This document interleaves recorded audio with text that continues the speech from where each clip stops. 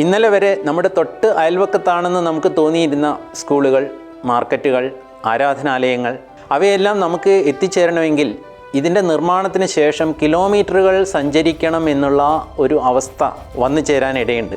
കേരളത്തിൽ കിഴക്ക് പടിഞ്ഞാറായിട്ട് നീരൊഴുക്ക്, നമ്മൾ അതിനെ ഒരു അണ കെട്ടുന്നത് പോലെ തെക്ക് വടക്കായിട്ട് ഈ റോഡ് നിർമ്മിക്കുന്നു.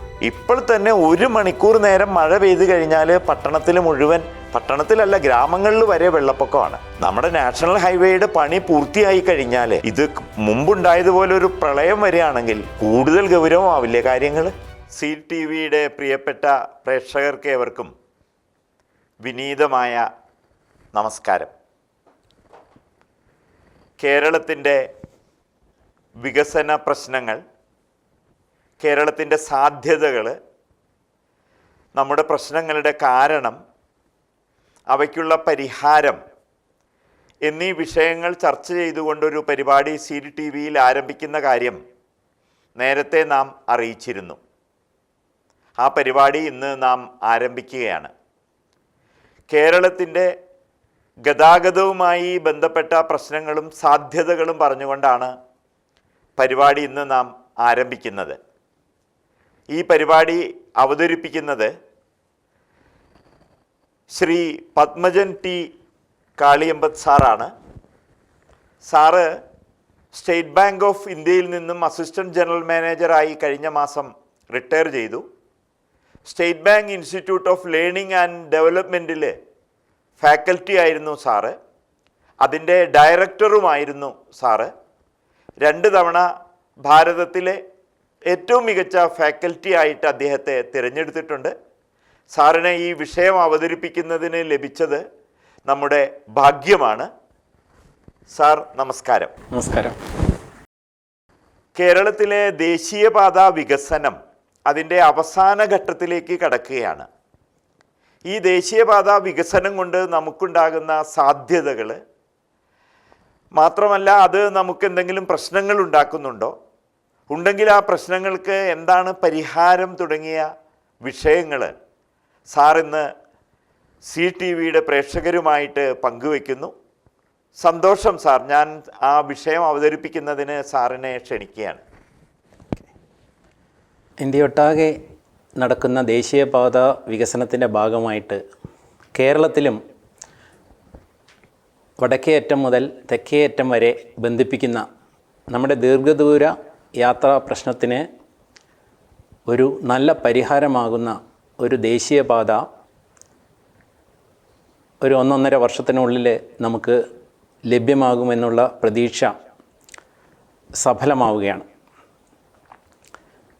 ഇത് നമ്മെ സംബന്ധിച്ചിടത്തോളം വളരെ ആവേശകരമായിട്ടുള്ള ഒരു കാര്യമാണ്.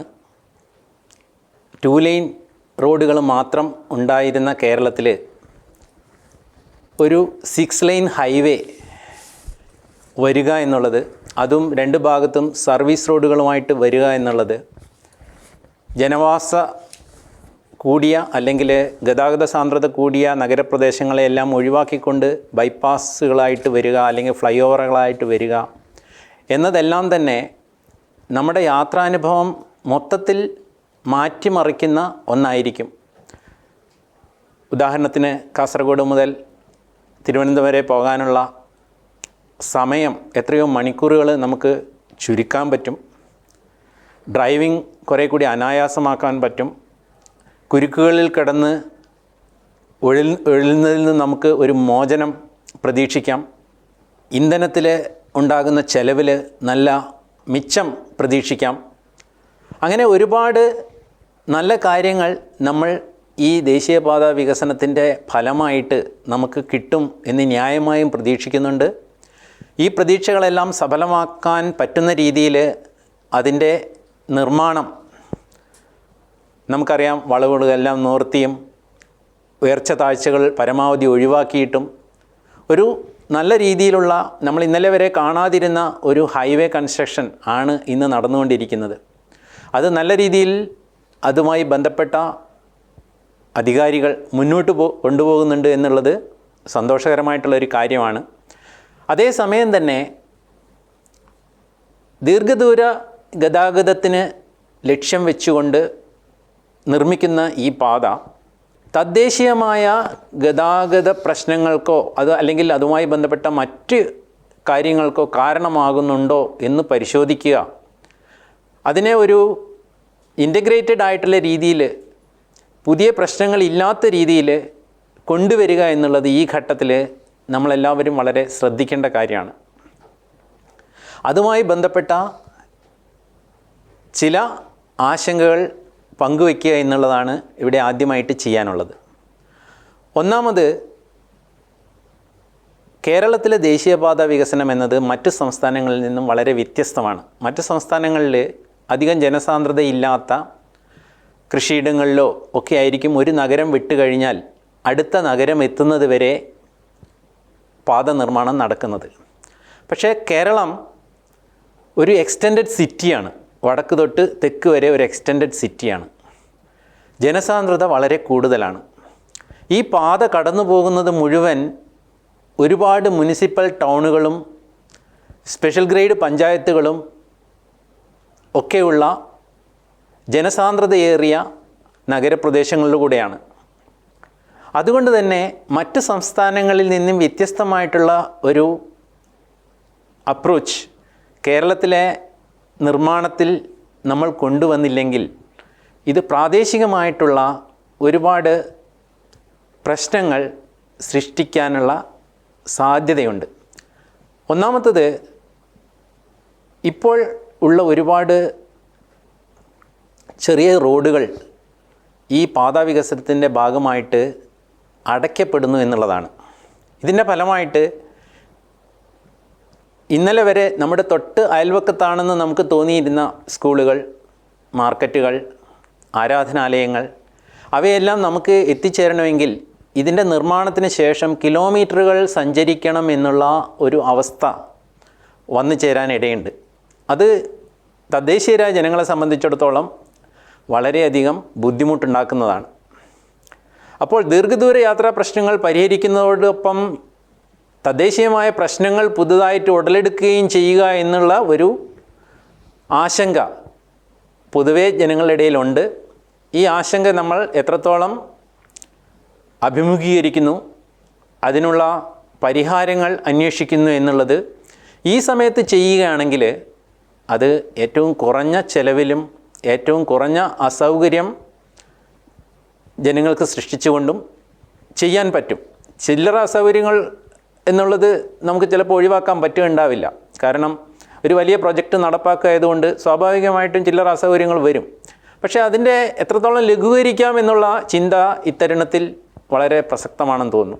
ഈ വഴികൾ അടയ്ക്കുന്നതിന് പകരം എല്ലാ സ്ഥലത്തും സാധാരണഗതിയിലുള്ള അണ്ടർപാസുകളോ ഓവർബ്രിഡ്ജുകളോ ഉണ്ടാക്കുക എന്നുള്ളത് പ്രായോഗികം ആയിരിക്കില്ല. പക്ഷേ എന്നിരുന്നാലും ഇരുചക്ര വാഹനങ്ങൾക്കും കാറുകൾക്കും അതുപോലെയുള്ള ലൈറ്റ് കൊമേഴ്സ്യൽ വെഹിക്കിൾ എന്ന് നമ്മൾ പറയുന്ന ഇന്നത്തെ വാഹന സാന്ദ്രതയുടെ ബഹുഭൂരിപക്ഷത്തെയും നമ്പർ വെച്ച് കവർ ചെയ്യുന്ന വാഹനങ്ങൾക്കെങ്കിലും പോകാവുന്ന രീതിയിൽ മിനി അണ്ടർപാസസ് നമ്മൾ നിർമ്മിക്കുകയാണെങ്കിൽ ഈ ഒരു പ്രശ്നം നമുക്കൊരു പരിധിവരെ പരിഹരിക്കാൻ കഴിയും. ഇനി രണ്ടാമത്തത്, ഇത് പരിഹരിച്ചിട്ടില്ലെങ്കിൽ ഈ വാഹനങ്ങളെല്ലാം തന്നെ കിലോമീറ്ററുകൾ ഇടവിട്ട് നമ്മളിപ്പോൾ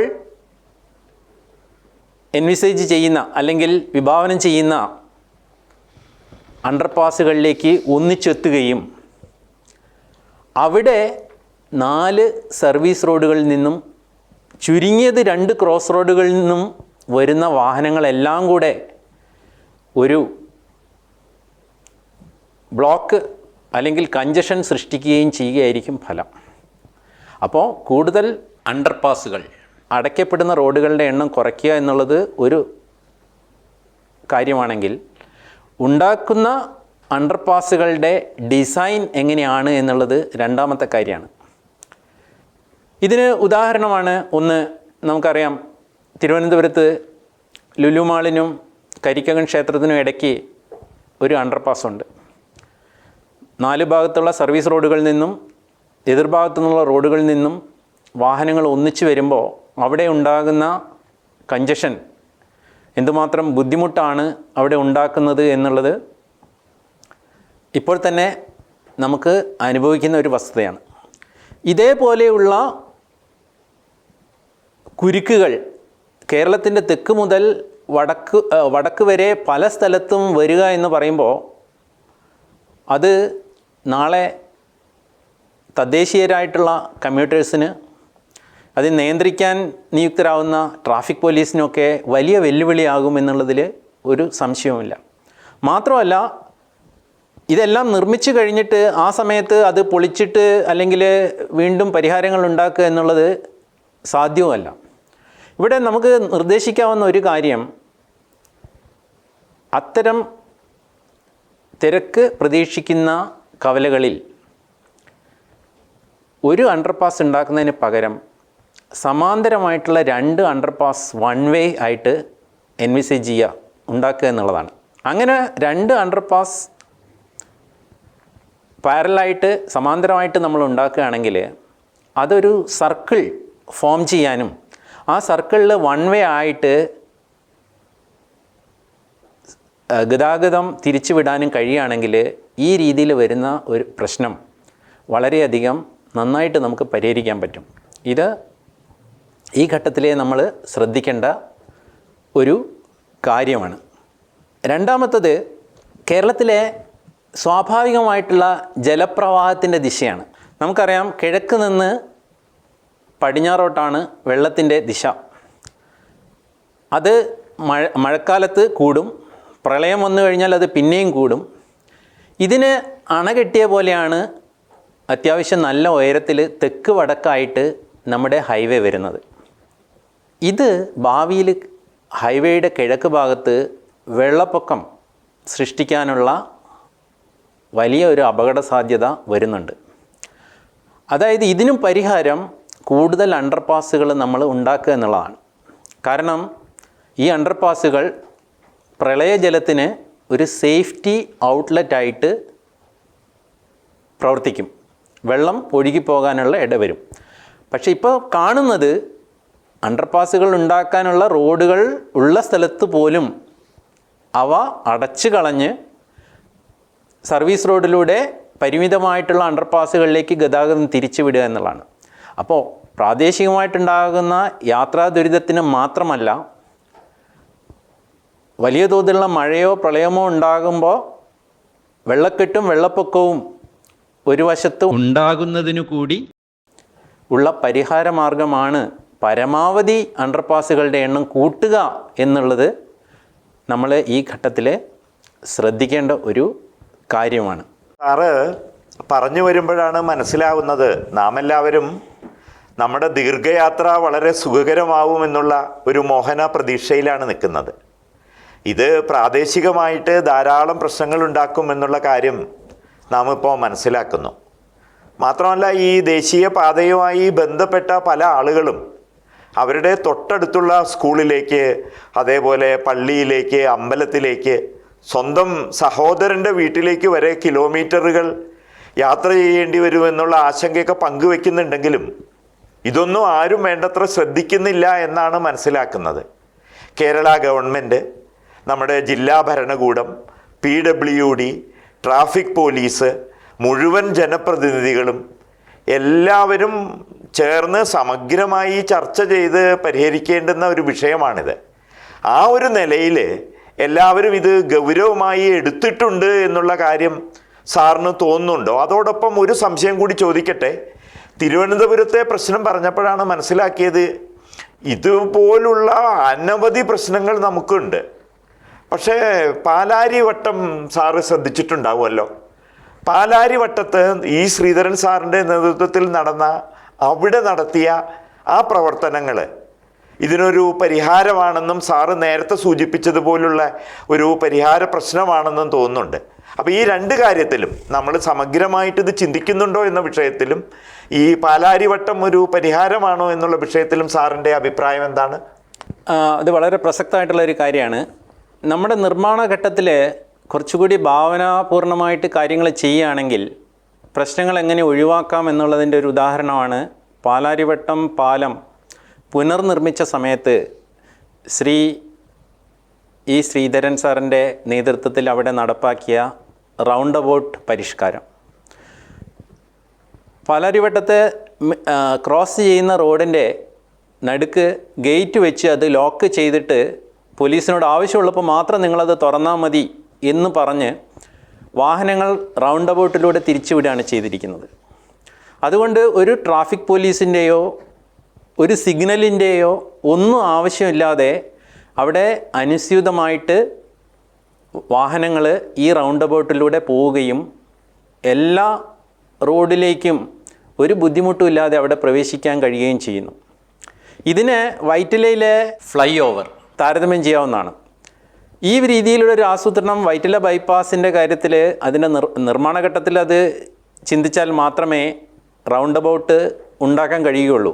എന്നാൽ മാത്രമേ അതിന് വേണ്ട വീതിയിൽ സൈഡിൽ പാതയുണ്ടാവുക, ആ പില്ലറിനടിയിൽ വാഹനങ്ങൾക്ക് ക്രോസ് ചെയ്യാനുള്ള ഹൈറ്റ് ഉണ്ടാവുക,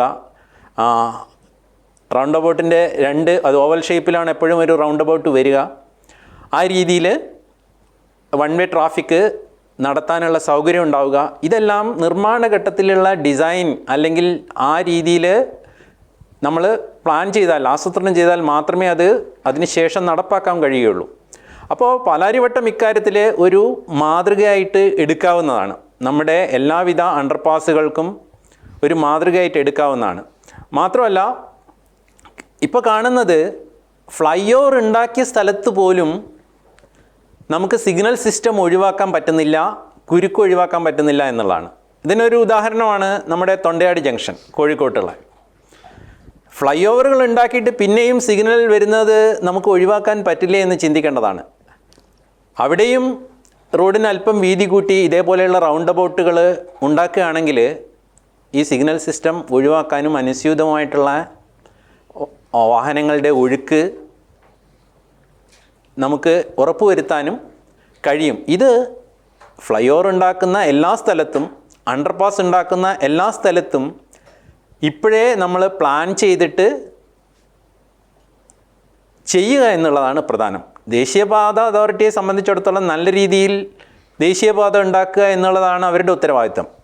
അത് ലോങ് റൂട്ട് ട്രാഫിക്കിന് സഹായകമായ രീതിയിൽ അവരുടെ പ്രവൃത്തി ചെയ്ത് അവർ പോകും. പക്ഷേ പ്രാദേശികമായിട്ട് ഇതെങ്ങനെ ബാധിക്കുന്നു എന്നുള്ളതും, പ്രാദേശികമായിട്ട് ഇത്തരത്തിലുള്ള നല്ല രീതിയിൽ ഈ സംഗതി ഒന്ന് മേലെ കൂടി ഒരു ഫ്ലൈ ഓവർ ഉണ്ടാക്കി അത് താഴെയുള്ളവർക്ക് പ്രയോജനം കിട്ടുന്നില്ല, പിന്നെയും അവർ സിഗ്നലിൽ കുടുങ്ങി കിടക്കുന്നു അല്ലെങ്കിൽ അണ്ടർപാസിൽ ബ്ലോക്കിൽ കുടുങ്ങുന്നു എന്ന് പറഞ്ഞു കഴിഞ്ഞാൽ അത് ഇത്രയധികം ഇൻവെസ്റ്റ്മെൻറ്റ് ചെയ്ത് നമ്മൾ ഉണ്ടാക്കുന്നതിൻ്റെ വേണ്ടത്ര പ്രയോജനം ബന്ധപ്പെട്ടവർക്ക് കിട്ടുന്നില്ല എന്നുള്ളൊരവസ്ഥയിലേക്കാണ് എത്തിക്കുന്നത്. അത് നമ്മൾ ഈ ഘട്ടത്തിൽ തന്നെ ശ്രദ്ധിക്കുകയും നേരത്തെ സൂചിപ്പിച്ച പോലെ ഫ്ലൈ ഓവറുകളിലെല്ലാം റൗണ്ട് അബൌട്ട് ഉറപ്പാക്കിയും അണ്ടർപാസ് പരമാവധി സ്ഥലങ്ങളിൽ നിർമ്മിച്ചും തിരക്കേറിയ ക്രോസിങ്ങുകളിൽ അണ്ടർപാസ്സായി തന്നെ നിർമ്മിച്ച് അവിടെ ഒരു സർക്കുലർ ട്രാഫിക് റൗണ്ട് അബൌട്ട് നടത്താൻ പറ്റുന്ന രീതിയിലുള്ള ഒരു സർക്കിൾ രൂപപ്പെടുത്തുകയും ചെയ്യുകയാണെങ്കിൽ ഈ രീതിയിലുള്ള പ്രശ്നങ്ങൾ ഒരുപാട് നമുക്ക് ഇപ്പോൾ തന്നെ പ്രതീക്ഷിച്ച് ഒഴിവാക്കാൻ കഴിയും. അതിനു വേണ്ട ശ്രമങ്ങൾ ജനപ്രതിനിധികളുടെ ഭാഗത്തു നിന്ന്, ട്രാഫിക് പോലീസിൻ്റെ ഭാഗത്തു നിന്ന്, PWD ഡിപ്പാർട്ട്മെൻറ്റിൻ്റെ ഭാഗത്തു നിന്ന്, ജില്ലാ ഭരണകൂടങ്ങളുടെ ഭാഗത്തു നിന്ന് ഇപ്പോൾ തന്നെ ഈ പ്രശ്നങ്ങൾ പ്രതീക്ഷിച്ചുകൊണ്ടുള്ള നിർദ്ദേശങ്ങൾ നാഷണൽ ഹൈവേ അതോറിറ്റിയായിട്ടും കേന്ദ്ര ഗവൺമെൻറ്റുമായിട്ടും നടത്തേണ്ടതുണ്ട്. സംസ്ഥാന ഗവൺമെൻറ്റിനും PWD വകുപ്പിനും ഇക്കാര്യത്തിൽ പ്രൊയാക്റ്റീവായിട്ടുള്ള ഒരു നടപടി ഇപ്പോൾ തന്നെ സ്വീകരിക്കാൻ കഴിയും എന്നുള്ളതാണ് എനിക്ക് തോന്നുന്നത്. അങ്ങനെ നമ്മൾ ചെയ്യുകയാണെങ്കിൽ ഭാവിയിൽ ഉണ്ടാകാവുന്ന ഒരുപാട് പ്രശ്നങ്ങൾക്ക്, പ്രത്യേകിച്ചും ഈ വെള്ളപ്പൊക്കം, പ്രളയം ഉണ്ടാകുന്ന സന്ദർഭം, ഒരു ഭാഗത്ത് വെള്ളം കെട്ടി നിൽക്കാനുള്ള സന്ദർഭം, ഇതിനെല്ലാം തന്നെ ഒരു ഹോളിസ്റ്റിക്കായിട്ടുള്ള ഒരു പരിഹാരമായിട്ട് അത് വരും. അത് ഇപ്പോഴേ ശ്രദ്ധിക്കുകയാണെങ്കിൽ ഇത്രയധികം നമ്മൾ പ്രതീക്ഷയോടുകൂടി കാത്തിരിക്കുന്ന ദേശീയപാതയെ നാളെ നമ്മുടെ സാധാരണ ജനങ്ങൾ ശപിക്കാൻ ഇടവരാതിരിക്കും എന്നാണ് എനിക്ക് ഈ സന്ദർഭത്തിൽ തോന്നുന്നത്. ആ ചിന്ത ഞാനിവിടെ പങ്കുവയ്ക്കുകയാണ്. സന്തോഷം സാർ. നമ്മൾ വളരെ അടുത്തറിയുന്നതാണ് നമുക്ക് തൊണ്ടയാട്. അവിടെ ഇപ്പോഴത്തെ നിലയിൽ സാറ് പറഞ്ഞത് തന്നെയാണ് അവിടെ നേരിടുന്ന പ്രശ്നം. ഇവിടെ സാർ ഈ വിഷയം വളരെ നിരീക്ഷിച്ച ഒരാളെന്നുള്ള നിലയിൽ, ഇതിനെക്കുറിച്ച് ആലോചിക്കുന്ന ഒരാളെന്ന നിലയിൽ, ഈ തൊണ്ടയാട് ഇപ്പോൾ നമ്മൾക്ക് എന്തെങ്കിലും ഈ ഒരു വിഷയത്തിൽ പരിഹാരമായിട്ട് സാറിന് നിർദ്ദേശിക്കാനുണ്ടോ? തൊണ്ടയാട് ഫ്ലൈ ഓവർ ഓൾറെഡി പൂർത്തിയായി കഴിഞ്ഞു.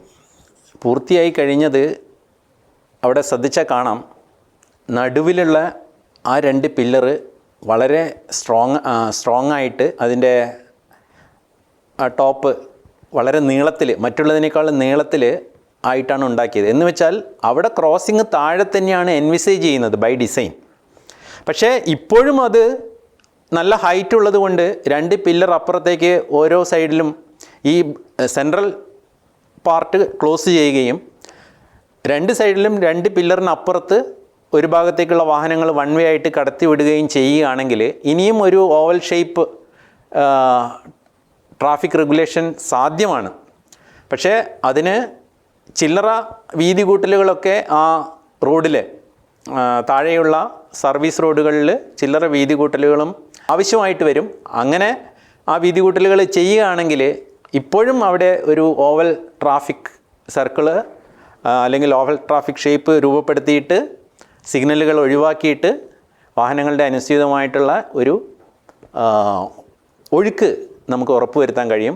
പക്ഷേ അത് ഇതേപോലെ എത്രയോ ഫ്ലൈ ഓവറുകളും അണ്ടർപാസുകളും 100 കണക്കിന് വരുന്നുണ്ട്. അവിടെയെല്ലാം ഇതേ പ്രശ്നം ഉണ്ടാവാതെ നോക്കുക എന്നുള്ളതാണ് നമ്മളെ സംബന്ധിച്ചിടത്തോളം ഏറ്റവും പ്രധാനം. ചെയ്ത് കഴിഞ്ഞതിന് ശേഷം അതിൻ്റെ പ്രശ്നം പരിഹരിക്കുന്നതിനേക്കാളും എത്രയോ നല്ലത് അത് നിർമ്മാണ ഘട്ടത്തിൽ തന്നെ ആ ഒരു ഇഷ്യൂ മുന്നിൽ കണ്ടുകൊണ്ട് പ്രത്യേകിച്ചും പാലാരിവട്ടം പോലെയുള്ള ഒരു നല്ല മാതൃക നമ്മുടെ മുന്നിൽ ഉള്ളപ്പോൾ അത് എല്ലാ സ്ഥലത്തേക്കും ഉപയോഗപ്പെടുത്താനുള്ള ഒരു ശ്രമം നമ്മൾ നടത്തേണ്ടതുണ്ട്. ഇവിടെ ഇതുമായിട്ട് ബന്ധപ്പെട്ട് മറ്റൊരു വിഷയം കൂടി പറയാനുള്ളത് എന്താണെന്ന് വെച്ചാൽ, നമ്മുടെ നാടുകളിൽ ഹൈവേ ആയാൽ പോലും ഈ സ്റ്റേജ് കാരിയേജസ് ഒരുപാട് നിർത്തി ആൾക്കാരെ എടുത്ത് പോകുന്ന ബസ്സുകൾ ഈ ഹൈവേ കൂടിയൊക്കെ ഓടേണ്ടി വരും. മറ്റുള്ള സംസ്ഥാനങ്ങളിലൊക്കെ അത് വളരെ ദുർലഭമാണ്. പക്ഷേ കേരളത്തിൻ്റെ പ്രത്യേക സാഹചര്യം വെച്ചിട്ട് ഇവിടെയെല്ലാം ഈ ബസ് സ്റ്റോപ്പുകൾ ഇടയ്ക്കൊക്കെ 1-2 കിലോമീറ്റർ വിട്ടിട്ട് ബസ് സ്റ്റോപ്പുകൾ വരും. ഈ ബസ് സ്റ്റോപ്പുകൾക്കുള്ള സ്ഥലം എങ്ങനെയാണ് എന്നുള്ളത് എനിക്ക് വ്യക്തമല്ല. ഞാൻ അതിലേക്ക് കൂടുതൽ പോയിട്ടില്ല. ഹൈവേയുടെ 3 ലൈനിലാണോ ബസ് സ്റ്റോപ്പ് വരിക, അതിനോട് ചേർന്നാണോ, അതല്ല ബസ് സ്റ്റോപ്പ് എല്ലാം സർവീസ് റോഡിലാണോ വരിക എന്നുള്ളത് എനിക്ക് വ്യക്തമല്ല. എവിടെയാണെങ്കിലും കേരളത്തിലെ ഹൈവേ വികസനത്തിന് മറ്റൊരു പരിമിതി കൂടിയുണ്ട്. കാരണം കേന്ദ്ര സർക്കാർ അല്ലെങ്കിൽ നാഷണൽ ഹൈവേ അതോറിറ്റി ആവശ്യപ്പെട്ടിരുന്നത് 60 മീറ്റർ ആയിരുന്നു. ഈ 60 മീറ്റർ വീതിയിൽ സ്ഥലം എടുക്കുന്നതിന് ഒരുപാട് പ്രതിരോധം നമ്മളെ നാട്ടിലുണ്ടാവുകയും അത് രാഷ്ട്രീയ സമ്മർദ്ദത്തിൻ്റെ പുറത്ത് 35 മീറ്ററായി കുറയ്ക്കണം, 30-35 മീറ്ററായിട്ട് കുറയ്ക്കണമെന്ന് ഒരുപാട് കാലം നമ്മളെ ജനപ്രതിനിധികൾ ആവശ്യപ്പെടുകയും 35 മീറ്ററിൽ ഹൈവേ പോസിബിൾ അല്ല, അതുകൊണ്ട് ഒരു ഗുണവും ഉണ്ടാവുകയില്ല എന്ന് NHAIയും കേന്ദ്ര ഗവൺമെൻറ്റും ആവർത്തിച്ച് പറഞ്ഞതിൻ്റെ ബേസിസിൽ അവസാനം 45 മീറ്റർ നമ്മൾ അഗ്രി ചെയ്യുകയും അപ്പോഴും 60 മീറ്റർ എന്നുള്ള ആവശ്യത്തിൽ വലിയ ഒരു വിട്ടുവീഴ്ച ചെയ്യുകയാണ് ഉണ്ടായത്. ഈ 45 മീറ്റർ വീതിയിൽ 6 ലൈനും പിന്നെ സർവീസ് റോഡും ഉണ്ടാക്കുമ്പോൾ 2 കാര്യങ്ങളുണ്ട്. സർവീസ് റോഡുകൾക്ക് വേണ്ടത്ര വീതി ഉണ്ടാകുമോ എന്നുള്ളതൊരു പ്രശ്നമാണ്. ഈ വീതി ഇല്ലാത്തത് അവിടെ ആണ് ബസ് സ്റ്റോപ്പുകൾ വരുന്നതെങ്കിൽ ഒരു ബസ് നിർത്തുമ്പോൾ പുറകിലുള്ള വാഹനങ്ങളെല്ലാം തന്നെ സ്റ്റോപ്പാവുന്നൊരവസ്ഥ വരും. ഇനി ലൈനിലാണ് ബസ് സ്റ്റോപ്പ് വരുന്നതെങ്കിലും അവിടെയും പുറകിലുള്ള വാഹനങ്ങൾ ഈ ബസ് പോകുന്നവരെ നിർത്തേണ്ട ഒരു അവസ്ഥ വരും. ഒന്ന്, ഇത് അപകടങ്ങൾക്ക് കാരണമാകുന്നുള്ളത്, 2 ബ്ലോക്കിന് കാരണമാകുന്നുള്ളത്. 2 വസ്തുതകളുണ്ട്. അപ്പോൾ ലൈനിലായാലും സർവീസ് റോഡിലായാലും ബസ് സ്റ്റോപ്പുകളിൽ ബസ് ബേകൾ വേണ്ടത്ര നമ്മൾ പ്ലാൻ ചെയ്യുന്നുണ്ടോ എന്നുള്ളത് ഒരു വിഷയമാണ്. ഈ ഒരു വിഷയം നമ്മുടെ നാഷണൽ ഹൈവേയിൽ മാത്രമല്ല, നമ്മുടെ ഇപ്പോൾ ഉള്ള എല്ലാ റോഡിലും എല്ലാ നഗരങ്ങളിലും വലിയൊരു പ്രശ്നമാണ്. നമ്മുടെ ഏത് നഗരത്തിൽ നോക്കിക്കഴിഞ്ഞാലും പീക്ക് അവറിൽ എല്ലായിടത്തിലും ട്രാഫിക് ബ്ലോക്കാണ്. അപ്പോൾ ഈ ബ്ലോക്ക് ഉണ്ടാക്കുന്നതിൽ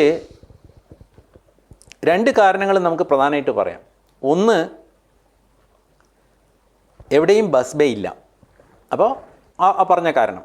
രണ്ടാമത്തത്, സർക്കുലർ റോഡുകൾ നമ്മുടെ നഗരങ്ങളൊക്കെ വികസിക്കുന്നതിനനുസരിച്ചിട്ട് നേരത്തെ ഉള്ള ആ ഒരു ജംഗ്ഷനുകൾ, 2 റോഡുകൾ ക്രോസ് ചെയ്യുന്ന ആ ജംഗ്ഷനെ ചുറ്റിപ്പറ്റിയാണ് നഗരങ്ങൾ വികസിക്കുന്നത്.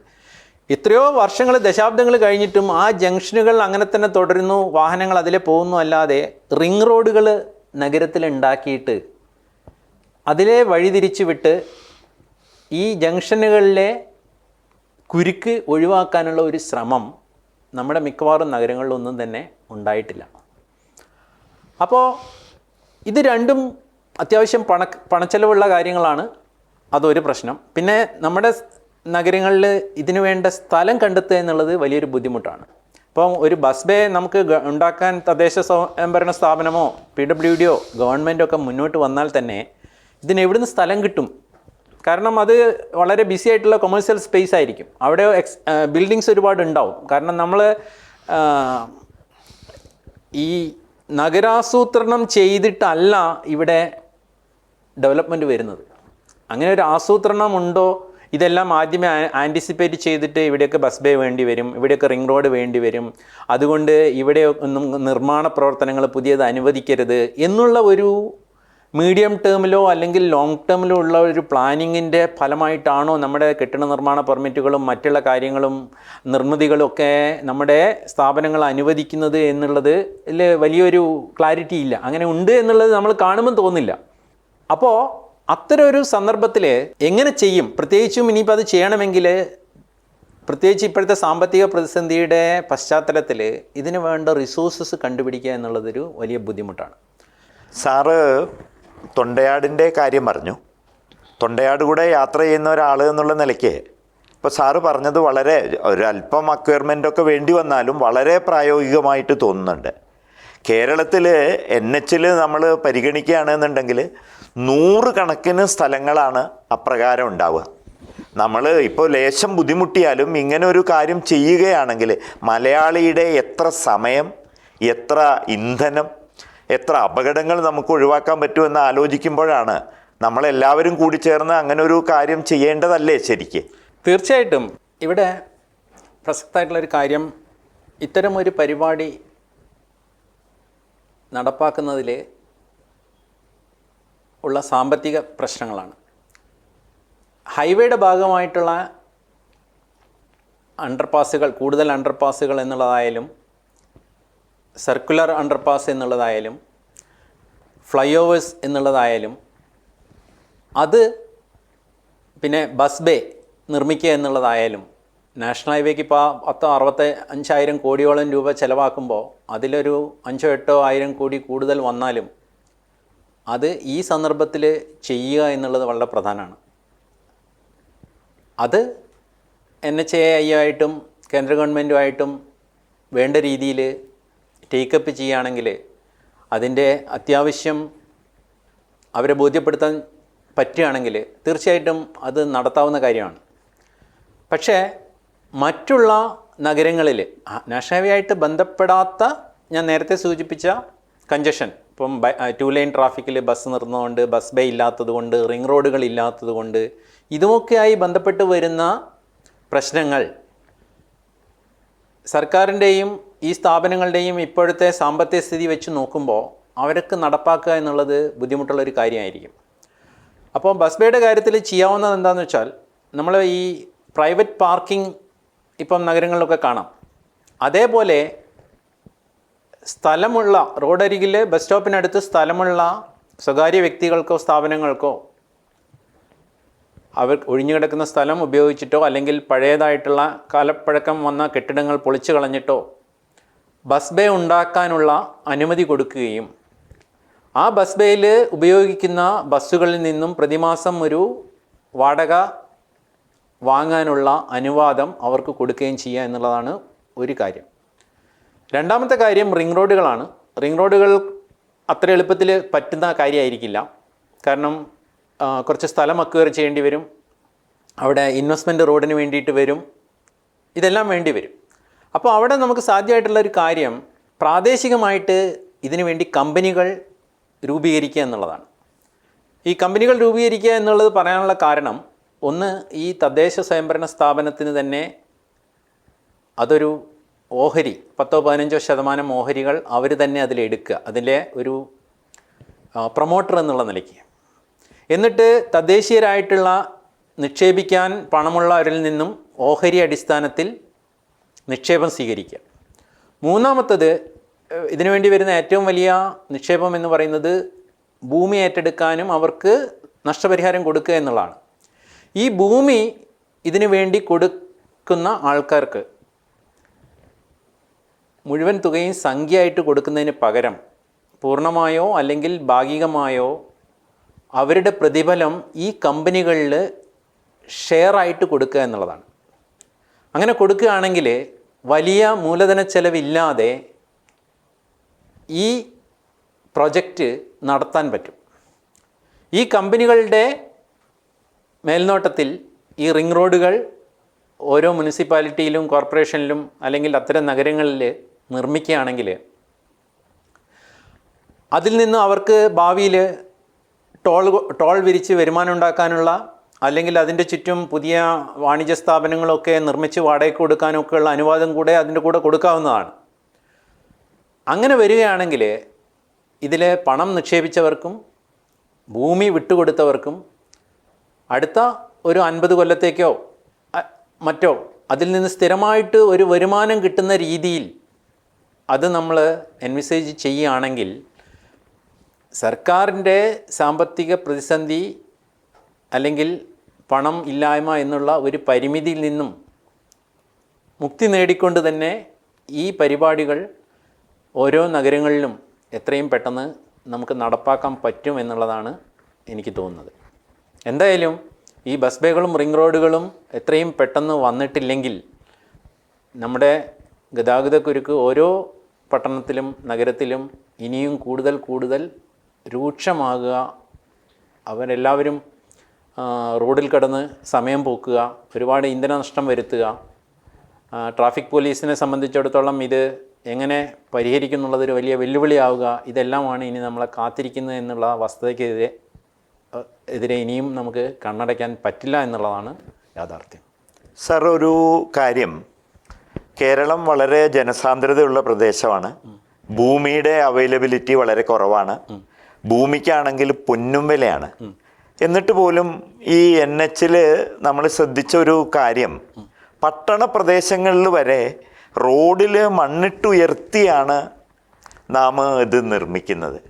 ഇതിന് പകരം നമ്മൾ ഒരുപാട് ഫ്ലൈ ഓവറുകളായിരുന്നില്ലേ വേണ്ടിയിരുന്നത് എന്നൊരു സംശയം തോന്നുന്നുണ്ട്. സാറിന് അതിനെക്കുറിച്ചുള്ള അഭിപ്രായം എന്താണ്? ഇത് വളരെ പ്രസക്തമായിട്ടുള്ളൊരു കാര്യമാണ്. നമ്മുടെ ഈ പുതിയ ദേശീയ ഹൈവേ കടന്നു പോകുന്നത് ഒരുപാട് പട്ടണ പ്രദേശങ്ങളിലൂടെയോ ജനസാന്ദ്രതയുള്ള പ്രദേശങ്ങളിലൂടെയോ ഒക്കെയാണ്. പക്ഷേ അവിടെയൊക്കെ ഈ ഹൈവേ ഉണ്ടാക്കുന്നത് സാധാരണ നിരപ്പിൽ നിന്നും അത്യാവശ്യം ഉയർത്തിയാണ്. അത് അണ്ടർപാസൊക്കെ വരുന്നിടത്തിൽ വീണ്ടും ഉയരും.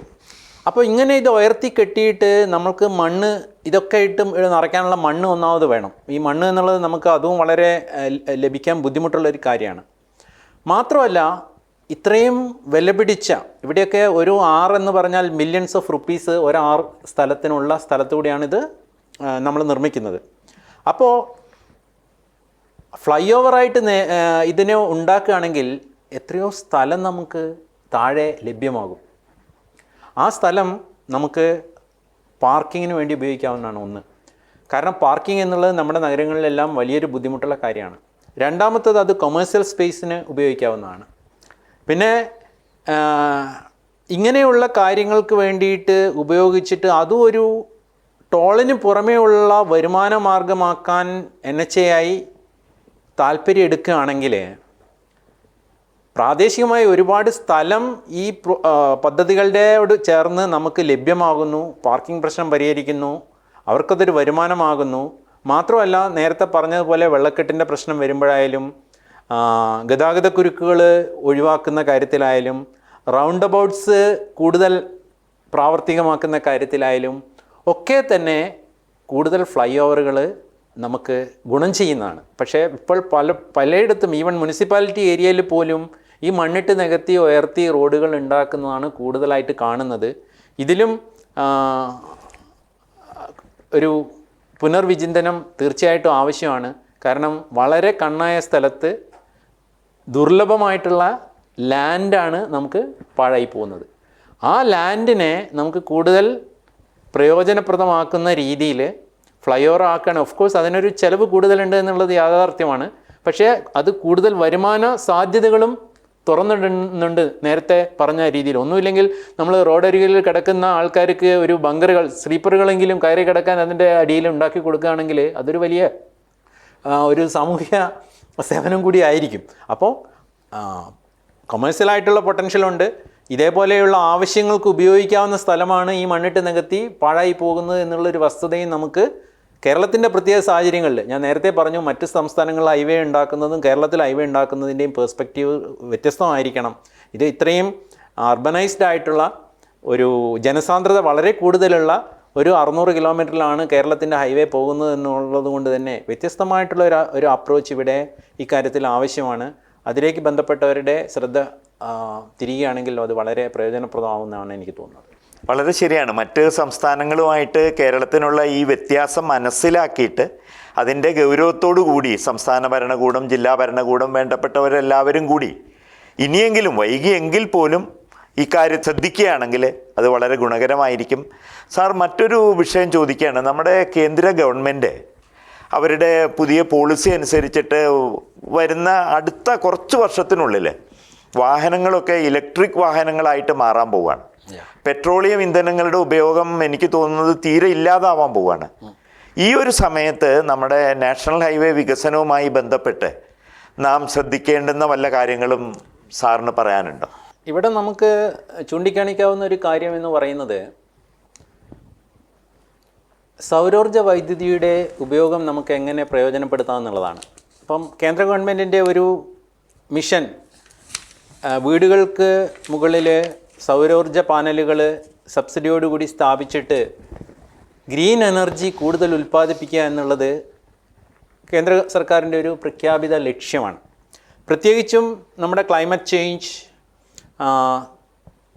കാർബൺ ന്യൂട്രൽ എനർജി സോഴ്സസ്, ഇങ്ങനെയുള്ള കാര്യങ്ങളുമായിട്ട് നോക്കുമ്പോൾ പെട്രോളിയം ഇറക്കുമതി കുറയ്ക്കുക എന്നുള്ള നമ്മുടെ ദീർഘകാല ലക്ഷ്യം നോക്കുമ്പോൾ ഇലക്ട്രിക് വാഹനങ്ങൾ കൂടുതൽ പ്രാബല്യത്തിൽ വരുത്തുക എന്നുള്ള ഒരു ലക്ഷ്യത്തിൻ്റെ പശ്ചാത്തലത്തിൽ ഈ ഹൈവേകളുടെ മുകളിൽ സ്വതന്ത്രമായിട്ട് നമുക്ക് കിട്ടുന്ന സ്പേസ് എന്തുകൊണ്ട് സൗരോർജ്ജ വൈദ്യുതിക്ക് വേണ്ടി ഉപയോഗിച്ചുകൂടാ എന്നുള്ളൊരു ചോദ്യം വരുന്നുണ്ട്. തീർച്ചയായിട്ടും ഇതുമായിട്ട് ബന്ധപ്പെട്ട വിദഗ്ധർ പരിശോധിച്ച് വിധി പറയേണ്ട ഒരു കാര്യമാണ്. പക്ഷേ ഹൈവേക്ക് സോളാർ റൂഫിംഗ് എന്നുള്ളൊരു ആശയം നമുക്ക് ആലോചിക്കാവുന്നതാണ്. കാരണം 1 കിലോമീറ്റർ ഹൈവേയുടെ മുകളിൽ 2 ഹെക്ടർ ഫ്രീ സ്പേസ് കിട്ടുന്നുണ്ട്. അപ്പം 100 കിലോമീറ്റർ ഹൈവേ എന്ന് പറയുമ്പോൾ 200 ഹെക്ടർ സ്പേസാണ് കിട്ടുന്നത്. അപ്പോൾ ഈ നിർമ്മാണ ഘട്ടത്തിൽ തന്നെ നമ്മൾ അതിനുള്ള പില്ലറുകളെല്ലാം റെഡിയാക്കി ഒരു റൂഫിംഗ്, സോളാർ റൂഫിംഗ് എൻവിസേജ് ചെയ്യുകയാണെങ്കിൽ ഇത് കേരളത്തിൽ മാത്രമല്ല ഇന്ത്യ ഒട്ടാകെ പരിഗണിക്കാവുന്ന ഒരു നിർദ്ദേശമാണ്. പ്രത്യേകിച്ചും നമുക്ക് സൂര്യപ്രകാശം വളരെ സുലഭമായിട്ട് കേരളത്തിലാണെങ്കിൽ പോലും ഒരു 9 മാസമെങ്കിലും കിട്ടും. ഓൾ ഇന്ത്യ ലെവലിൽ നോക്കിക്കഴിഞ്ഞാൽ 11 മാസം ഒക്കെ സൂര്യപ്രകാശം കിട്ടുന്ന സ്ഥലങ്ങളാണ് പാൻ ഇന്ത്യ ലെവലിൽ നോക്കിക്കഴിഞ്ഞാൽ മിക്കവാറും സ്ഥലങ്ങൾ. അപ്പോൾ അവിടെ ഈ ഹൈവേക്ക് വേണ്ടിയിട്ട് ഇത്രയും സ്ഥലം അക്വയർ ചെയ്ത് ഇത്രയും വീതിയിൽ ഇത്രയും ഹെക്ടേഴ്സ് എവരി കിലോമീറ്റർ ലെങ്ത്തിന് 2 ഹെക്ടർ സ്ഥലം എയർ സ്പേസ് കിട്ടുന്നു എന്ന് പറയുമ്പം ഈ ഹൈവേകൾക്കെല്ലാം എന്തുകൊണ്ടൊരു സോളാർ റൂഫിംഗ് നമുക്ക് പരിഗണിച്ചുകൂടാ? ഈ സോളാർ റൂഫിങ്ങിനുള്ള ഒരു ഗുണം എന്താണെന്ന് വെച്ചാൽ പകൽ സമയത്ത് മുഴുവൻ ഇത് സൂര്യപ്രകാശം കിട്ടും. ആ സമയത്തായിരിക്കും പീക്ക് ട്രാഫിക് ഏറ്റവും കൂടുതൽ ഉണ്ടാവുക. ഒരു ഇലക്ട്രിസിറ്റി സ്റ്റോറേജിൻ്റെ ആവശ്യം തന്നെ അധികം വരുന്നില്ല. റിയൽ ടൈം ബേസിസിൽ ഈ പ്രൊഡ്യൂസ് ചെയ്യുന്ന ഇലക്ട്രിസിറ്റി ചാർജിങ് സ്റ്റേഷനുകളും അതിൻ്റെ കൂടെ കൊണ്ടുവരികയാണെങ്കിൽ അവർക്ക് യൂസ് ചെയ്യാൻ പറ്റുമെന്നുള്ളൊരു അഡ്വാൻറ്റേജ് ഉണ്ട്.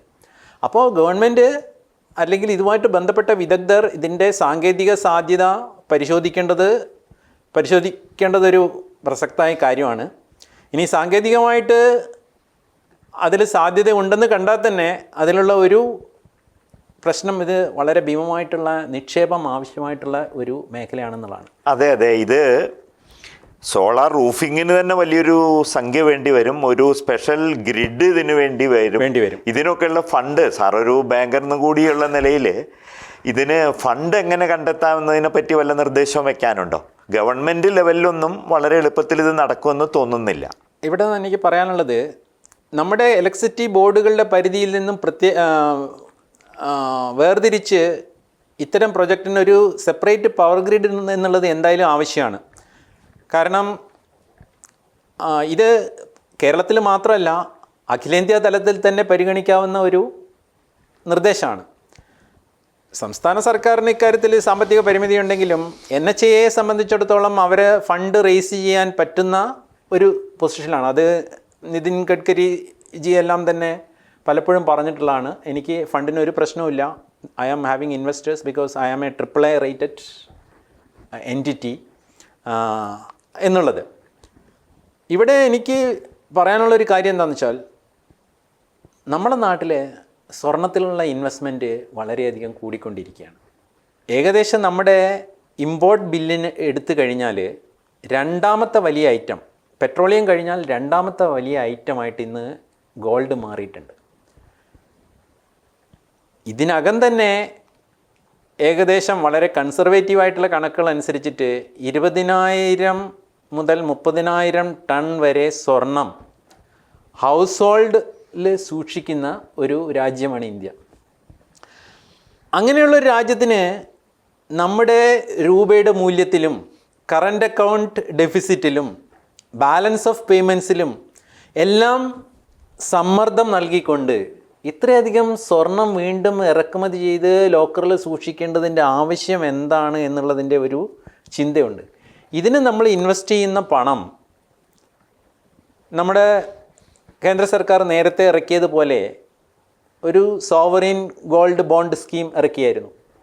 അതേപോലെ ഒരു സ്കീം ഈ സോളാർ റൂഫിംഗ് ആയിട്ട് ബന്ധപ്പെട്ട കാര്യങ്ങൾക്ക് ഒരു സ്പെഷ്യൽ പർപ്പസ് വെഹിക്കിൾ മുഖേനയോ അല്ലെങ്കിൽ ഓരോ സ്ഥലത്തും ഈ നിർമ്മാണ പ്രക്രിയ ഏറ്റെടുക്കുന്ന കമ്പനികൾ മുഖേനയോ അവരിൽ ഇൻവെസ്റ്റ് ചെയ്യാൻ പറ്റുന്ന രീതിയിൽ ഒരു ഗോൾഡ് ബോണ്ട് ഇറക്കുകയാണെങ്കിൽ സർക്കാരിന് തീർച്ചയായിട്ടും ജനങ്ങളോട് പറയാവുന്നതാണ്, നിങ്ങൾ ഗോൾഡിൽ ഇൻവെസ്റ്റ് ചെയ്യുന്നതിന് പകരം ഈ ബോണ്ടുകളിൽ ഇൻവെസ്റ്റ് ചെയ്യൂ. കാരണം സോളാർ എനർജി എന്നുള്ളത് പല കാരണങ്ങൾ കൊണ്ട് നമ്മളെ സംബന്ധിച്ചിടത്തോളം പ്രധാനപ്പെട്ടതാണ്. ഗോൾഡിന് ഭാവിയിലുണ്ടാകുന്ന അപ്രിഷിയേഷനും ഒരു ചെറിയ പലിശയും കൊടുക്കുക എന്നുള്ളതാണ് ഈ സോവറിൻ ഗോൾഡ് ബോണ്ടിൻ്റെ ഒരു പ്രത്യേകത. അതേ ഓഫർ ഈ സോളാർ പവർ ഗ്രിഡിന് വേണ്ടിയിട്ടും സർക്കാരിന് മുന്നോട്ട് വയ്ക്കുകയും അതിൽ പണം ഇൻവെസ്റ്റ് ചെയ്യാൻ ജനങ്ങളോട് ആവശ്യപ്പെടുകയും ചെയ്യാവുന്നതാണ്. അതൊരു പദ്ധതിയാക്കിയിട്ട് നമുക്ക് വളർത്തിയെടുക്കാൻ പറ്റുകയാണെങ്കിൽ ജനങ്ങളെ സംബന്ധിച്ചിടത്തോളം ഒരു ചെറിയ ലോക്കിൻ പീരീഡിന് ശേഷമുള്ള സമയത്ത് അന്നത്തെ ഗോൾഡ് പ്രൈസ് എന്താണോ അത് തിരിച്ചു തരും എന്ന് നമ്മൾ പറയുകയാണെങ്കിൽ ഇൻവെസ്റ്റ്മെൻറ്റിന് വേണ്ടിയിട്ട് ഗോൾഡ് വാങ്ങുന്നവർ പലരും ഇതിൽ ഇൻവെസ്റ്റ് ചെയ്യാൻ തയ്യാറാവും. കാരണം അതിന് സോവറിൻ ഗ്യാരണ്ടി കൂടി കൊടുക്കാവുന്നതാണ് കേന്ദ്ര ഗവൺമെൻറ്റിന്. ഇത് വളരെ നല്ലൊരു നിർദ്ദേശമാണ്. ആളുകൾ ആഭരണം ധരിക്കാൻ വേണ്ടിയൊന്നും അല്ല ഗോൾഡിൽ ഇൻവെസ്റ്റ് ചെയ്യുന്നത്. ഒന്ന്, നമ്മുടെ സാമ്പ്രദായികമായ ബാങ്ക് ഡിപ്പോസിറ്റിൽ അവർക്ക് താല്പര്യമില്ല. ഷെയർ മാർക്കറ്റ് പോലുള്ള കാര്യങ്ങളിൽ അവർക്ക് വിശ്വാസമില്ല. സാധാരണക്കാർ കരുതുന്നത് ഏറ്റവും നന്നായിട്ട് ഇൻവെസ്റ്റ് ചെയ്യാൻ പറ്റുന്നത് സ്വർണത്തിലാണെന്നുള്ളൊരു ധാരണയാണ്. ഈ കാര്യം ജനങ്ങളെ കൃത്യമായിട്ട് ബോധ്യപ്പെടുത്തുകയാണ് എന്നുണ്ടെങ്കിൽ ഇത് വളരെ നല്ലൊരു കാര്യമായിരിക്കും നമ്മെ സംബന്ധിച്ച്. ഇതിനു വേണ്ടിയിട്ട് ഇൻവെസ്റ്റ് ചെയ്യുന്ന പണം അല്ലെങ്കിൽ ഭീമമായിട്ടുള്ളൊരു നിക്ഷേപം ആവശ്യമാണ് എന്നുള്ളത് നമ്മളെ പിന്തിരിപ്പിക്കേണ്ട ഒരു കാര്യമില്ല. കാരണം ഇന്ത്യയിലേക്ക് ഇപ്പോൾ ഇറക്കുമതി ചെയ്യുന്ന ഗോൾഡ് നിയമാനുസൃതമായിട്ടുള്ള മാർഗങ്ങളിലൂടെ വരുന്നത് തന്നെ ഏകദേശം 800 to 1000 ടൺ പെർ ഇയറാണ്. ഇതിൻ്റെ മൂല്യം എന്ന് പറയുന്നത് ചുരുങ്ങിയത് 2 ലക്ഷം കോടി രൂപയാണ്. ഈ 2 ലക്ഷം കോടി രൂപ എന്നുള്ളത് ഇപ്പോഴത്തെ ഗോൾഡ് പ്രൈസ് അല്ല, ഒരു 2 വർഷം മുമ്പുള്ള കണക്ക്. അന്നത്തെ എക്സ്ചേഞ്ച് റേറ്റും അന്നത്തെ ഗോൾഡ് പ്രൈസും വെച്ചിട്ടുള്ളതാണ്. ഇന്നിപ്പോൾ അത് 2 ലക്ഷം കോടി രൂപ എന്നുള്ളത് ചിലപ്പം ഒരു 2.5 ലക്ഷം കോടിയോ 3 ലക്ഷം കോടിയോ ഉണ്ടാവും. ഇത് ഓരോ വർഷവും നമ്മുടെ നാട്ടിൽ നിന്നും ഒരു ഡ്രെയിൻ വരുന്നുണ്ട്. ഇത്രയും മൂലധനത്തിന് നിക്ഷേപിക്കാവുന്ന ഉൽപ്പാദനക്ഷമമായ മൂലധനത്തിന് നിക്ഷേപിക്കാവുന്ന പണമാണ് ഒരു ഡെഡ് ഇൻവെസ്റ്റ്മെൻ്റ് ആയിട്ടുള്ള ഗോൾഡിലേക്ക് നമുക്ക് പോകുന്നത്, ലോക്ക്ഡ് ആവുന്നത്. അതിന് സമാനമായിട്ടുള്ള ഫോറിൻ എക്സ്ചേഞ്ച് ഡ്രെയിനും നടക്കുന്നുണ്ട്. കാരണം ഈ ഗോൾഡിൽ 99% പുറത്തുനിന്ന് വരുന്നതാണ്.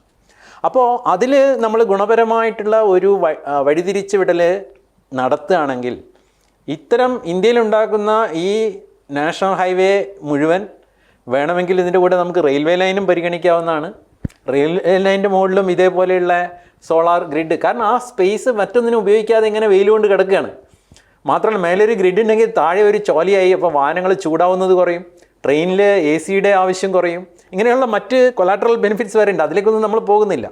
ഈ സോളാർ എനർജി നമുക്ക് പ്രൊഡ്യൂസ് ചെയ്യാം എന്നുള്ളത് തന്നെ ഒരു വലിയ കാര്യമാണ്. അവിടെ ആകെ നമുക്കുള്ള ഒരു വിഷയം ടെക്നിക്കൽ ഫീസിബിലിറ്റി അപ്പാർട്ട് ഈ ഇൻവെസ്റ്റ്മെൻ്റ് ആണെങ്കിൽ അതിന് 3 ലക്ഷം കോടി രൂപ ഓരോ വർഷവും ഗോൾഡ് വാങ്ങാൻ തീരുമാനിക്കുന്ന, അതും ഞാൻ പറഞ്ഞത് ലീഗൽ ചാനലിൽ വരുന്ന ഗോൾഡ് മാത്രമാണ്. ഇല്ലീഗൽ ചാനലിൽ വരുന്ന ഗോൾഡിന് വേണ്ടിയിട്ടുള്ള ഇൻവെസ്റ്റ്മെൻറ്റ് അത് നമ്മൾ വേറെ കണക്കാക്കുക.